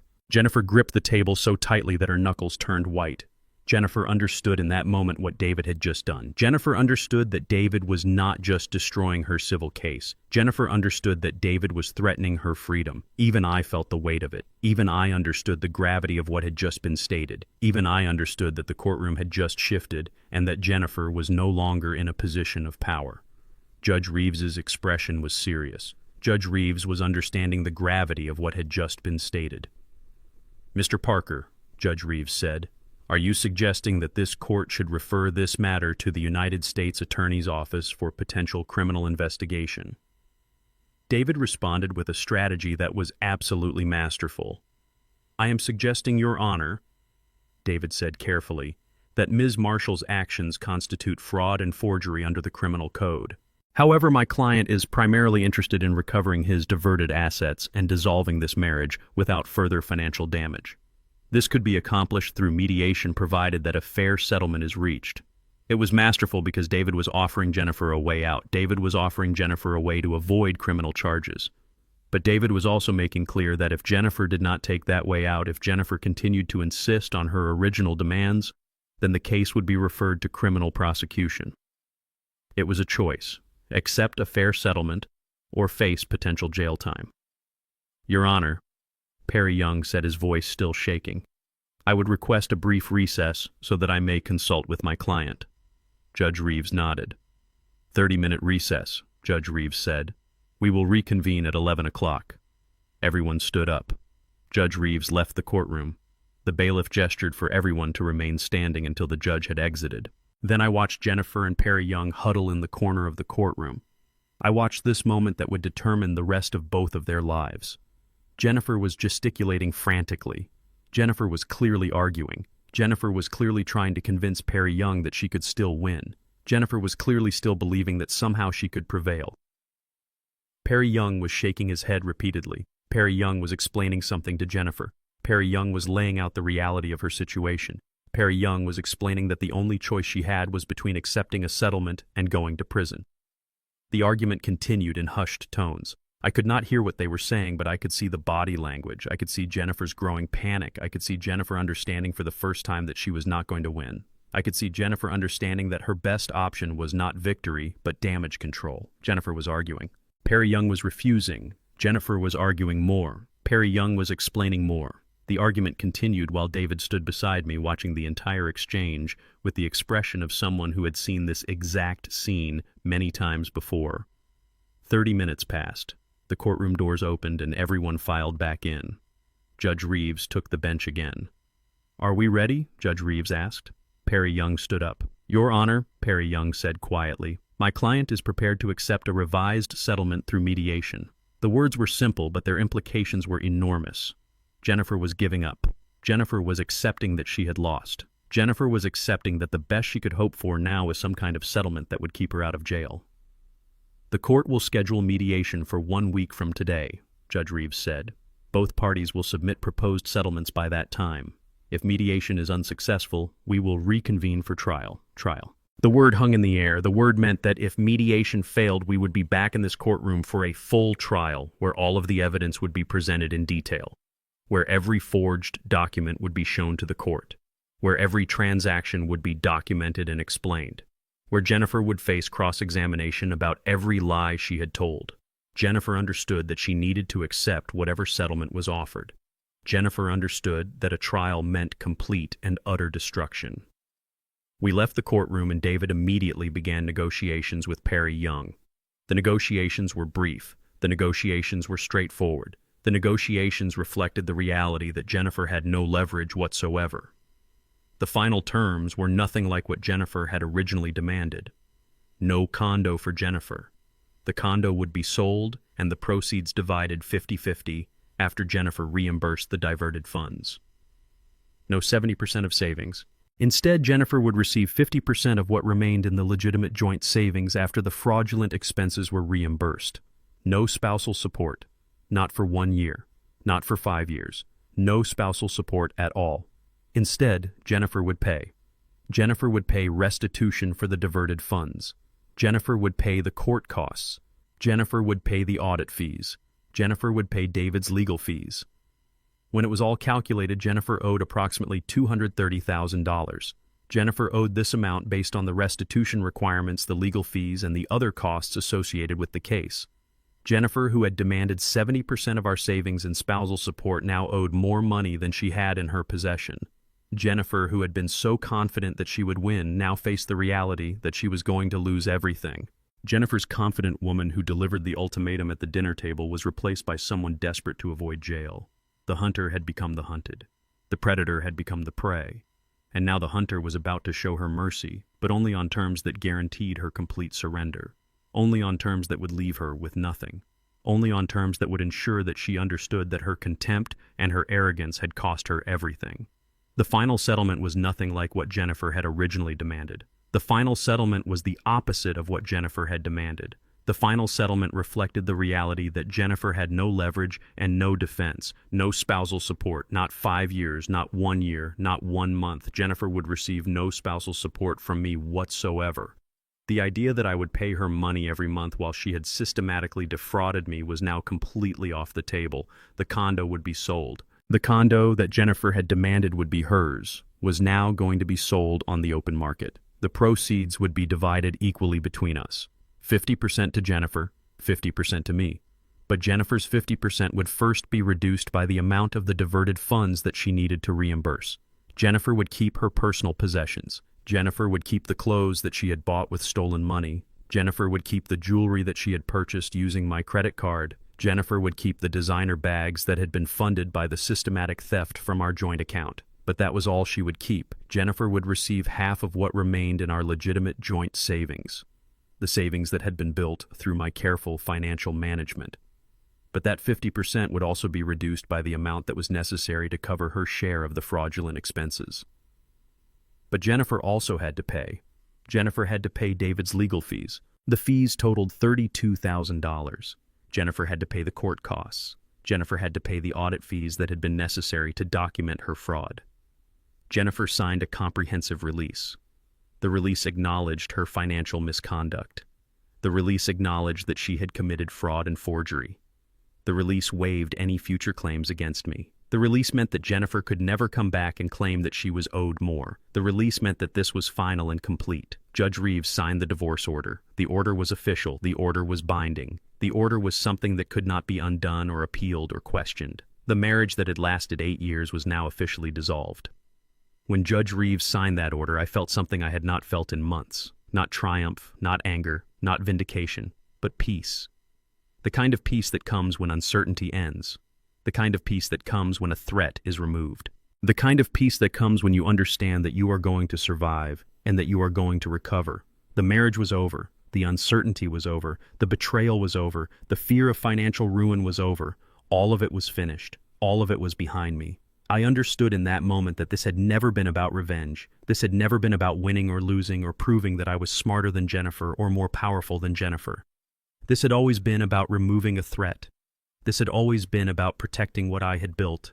This had always been about ensuring that my future was secure. We left the courthouse and David shook my hand. David did not say much. David understood that words were not necessary in that moment. David understood that what had been accomplished was bigger than any case he had won before, because this case had brought his brother back to him. I was walking to my car when Jennifer approached me. She approached me in the parking lot outside the federal courthouse. She approached me one last time. Devin Brooks had dumped her when the legal trouble started. Devin had apparently disappeared the moment that the criminal charges became possible. Devin had moved on to his next target. Devin had left Jennifer alone to face the consequences of her own actions. Her friends had distanced themselves when the scandal broke. Her friends had apparently decided that being associated with Jennifer was not worth the social cost. Her friends had disappeared just like Devin had disappeared. Jennifer's reputation was in ruins. Jennifer's reputation as a social media manager was destroyed. Jennifer's reputation as a trustworthy professional was gone. Jennifer's reputation as an honest person was non-existent. She looked broken. She looked like someone whose entire world had collapsed in the span of a few weeks. She looked much older than her 35 years. She looked like someone who had aged years in the span of a few months. "James," she said softly, "I never wanted it to come this far." I looked at my ex-wife for a long moment. I looked at this woman who had spent 8 years studying me and learning my vulnerabilities and planning to exploit them. I looked at this woman who had forged documents and stolen money and committed fraud. I looked at this woman who had felt such contempt for me that she believed I was powerless to stop her. I looked at this woman and I remembered the woman I had married. I tried to reconcile that memory with the person who was standing in front of me. I tried to understand where the line had been crossed between the woman I loved and the woman who had tried to destroy me. But I could not find that line. I could not understand when one had become the other. I could not understand how 8 years had brought me to this moment in a courthouse parking lot with my ex-wife telling me that she never wanted it to come this far. "Yes, you did," I said. "You wanted it to come exactly this far. You wanted the condo and the money and the spousal support. You wanted everything that you thought you could take from me. You just did not expect me to fight back." Jennifer had nothing to say to that. Jennifer opened her mouth like she was going to respond, but then she closed it again. Jennifer understood that whatever she said would not matter. Jennifer understood that the time for words had passed. Jennifer understood that she had lost. She turned and she walked away. I never saw her again after that moment. I learned later that Jennifer had moved to San Diego. I learned that she had changed her identity. I learned that she had started over with whatever resources she had remaining. I learned that she was trying to build a new life in a new city with a new name. Devin Brooks had apparently moved on as well. Devin had apparently identified his next target. Devin had apparently found another married woman with assets to exploit. Devin was probably already in the early stages of his predatory behavior with someone else. The condo was sold 3 months later. The condo that my grandfather had left me. The condo that I had purchased with his inheritance. The condo that Jennifer had demanded was now sold to a young couple with small children. The condo would be filled with laughter and hope instead of lies and betrayal. The condo would become someone else's home. The condo would become someone else's investment and someone else's future. I never saw Jennifer again. I never wanted to see her again. I never thought about her again except in moments when I was reminded of what she had taught me. The experience taught me something valuable about appearances and assumptions. Jennifer looked at me and saw weakness where there was actually strength. She assumed isolation where there was actually family. She mistook my quiet nature for powerlessness. She mistook my patience for lack of options. She mistook my analytical nature for indecision. She did not understand that sometimes the most dangerous opponents are the ones who make no noise. She did not understand that the quiet analytical type is the most dangerous person in the room because the quiet analytical type is observing. The quiet analytical type is noting patterns. The quiet analytical type is building a case. She did not understand that my quiet nature was not a weakness to be exploited, but a strength that I had developed over 40 years of teaching and studying and analyzing the world around me. She did not understand that when she looked at me and saw a professor, she was looking at someone who had spent his entire career learning how to present evidence and how to convince people of difficult truths. She did not understand that when she looked at me and saw someone without resources, she was looking at someone who had a brother who had been waiting for this moment, a brother who understood exactly how to use the legal system to destroy someone who had committed fraud. She did not understand any of this because she did not want to understand it. She wanted to believe that I was powerless. She wanted to believe that I was alone. She wanted to believe that her contempt was justified, and by the time she understood that she was wrong, it was too late to stop what had been set in motion. I had my house, I had my freedom, I had my peace, I had won every single thing that I had set out to protect, but the victory felt different than I expected it to feel. The victory felt hollow. The victory felt like something that had cost me more than I had realized. The victory felt like I had won the battle but had lost something far more important. And I was about to discover that the real victory was something that had nothing to do with the condo or the money or the legal proceedings. 1 week after Judge Reeves signed the divorce order, I moved into a new condo. The new condo was in Cleveland Park, a neighborhood not far from Howard University. The neighborhood was quiet and tree-lined and filled with people who worked in education and government and other fields where passion mattered more than money. The new condo was smaller than the original one, but it was mine in a way that the first condo had never been. The new condo was not tainted by deception and betrayal and systematic fraud. For the first time in years, I was genuinely content. For the first time in years, I could go to sleep without wondering what my wife was doing or where she was going or why she was checking her phone constantly. For the first time in years, I could live in a space that felt like home instead of a battlefield. But the most important change in my life was not the new condo. The most important change in my life was the relationship that I had rebuilt with my brother. David and I started meeting for dinner every few weeks. We would go to restaurants downtown, we would sit across from each other, and we would talk. We would gradually bridge the gap that 9 years of silence had created. We would talk about our father. We would talk about the argument that had separated us at his funeral in 2016. We would talk about the different paths that we had chosen. We would talk about the different people we had become. We were different people now. We were older. We were more mature. We were less concerned with being right than we were concerned with being family. We were less interested in defending our choices than we were in understanding why the other person had made the choices that they had made. One evening we were sitting in a restaurant downtown. David had just finished telling me about a case he was working on. A case that was going to be complicated and that would require months of preparation. A case that would involve navigating complex financial structures and hidden assets and deception. David put down his fork and he looked at me directly. "I always wondered if you made the right choice staying in academia," David said. I waited for him to continue. "Now I think maybe you did," David said. "You have something that I do not have." "What is that?" I asked. "Peace," David said. "You have peace. You have integrity. You became exactly who you wanted to be, not who circumstances forced you to be. Not who financial pressure forced you to be, but exactly who you chose to become." It was the first time in our adult lives that David had expressed respect for my choices. It was the first time that David had acknowledged that the path I had chosen was valid. It was the first time that David understood that being a professor was not a waste of my potential, but was exactly the way that I was meant to use my potential. This moment meant more to me than any legal victory. This moment meant more than winning the case against Jennifer. This moment meant more than recovering my assets or protecting my future. This moment meant that my brother understood me. This moment meant that the bridge between us had been crossed. I am still teaching at Howard University. I am still grading papers. I am still discussing the complexities of the Reconstruction era with students who are learning to think critically about history for the first time. I am still doing the work that I chose to do 40 years ago when I decided that education mattered more than money. But I am understanding conflict differently now. I am understanding that the battles that matter are not always the ones that are fought with raised voices. I am understanding that sometimes the most decisive battles are fought quietly. Sometimes they are fought with patient preparation.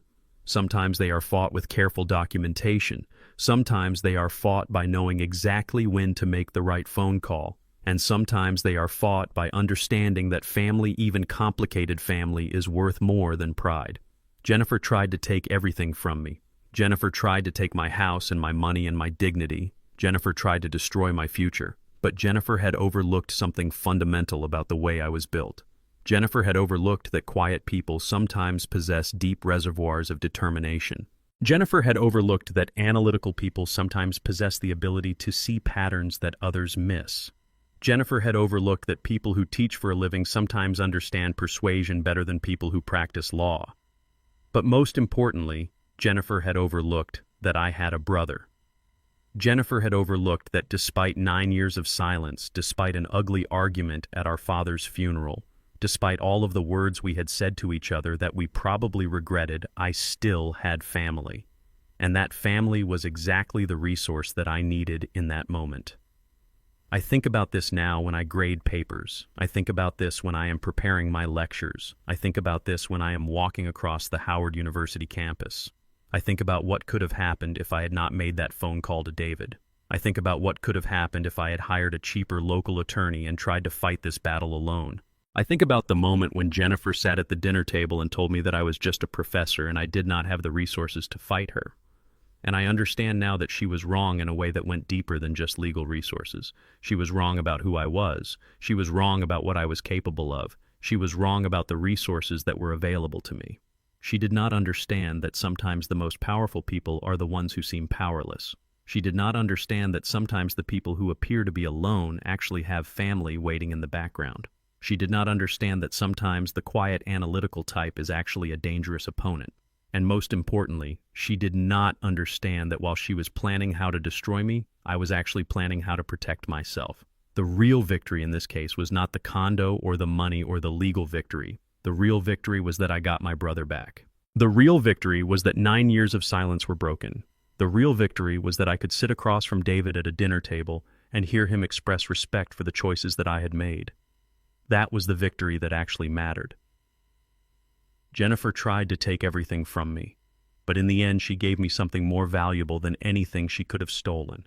She gave me back my brother. And she taught me that sometimes the best revenge is not what you take from your enemies. Sometimes it is what they accidentally give you while trying to destroy you. Sometimes it is the relationships that you rebuild. Sometimes it is the understanding that you survive not because you are powerful, but because the people who love you are willing to fight beside you. We are taught that power announces itself loudly, that strength demands visibility, that winning requires aggression and volume. But Jennifer taught me something different. The quiet observer notices what the loud person misses.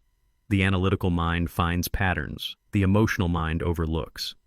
Your greatest weakness might become your greatest strength if weaponized correctly. When your opponent laughs at your lack of resources, they have failed to see your true resources, your observation, your documentation, your patience. The most dangerous person in any room is never the one shouting. It is the one who has been listening all along. It is the one who built a case that the opponent never saw coming. Sometimes silence is the loudest statement of all. If you have ever been underestimated by someone you trusted, if you have ever been betrayed by someone who thought you were powerless, please comment below and tell me your story. Tell me how you fought back. Tell me what you learned about yourself when everything fell apart. Like this video. Subscribe to the channel. And if you know someone who needs to hear this message, someone who is being underestimated right now, share this video with them, because everyone deserves to understand that quiet strength is real strength. That observation is power. That patience is a weapon. This is James Parker, and I am glad you watched this story. I am glad you stuck with me from the beginning to the end. Because the people who watch until the end are the people who understand that sometimes the real victory is not about destroying your enemies. It is about rebuilding what matters.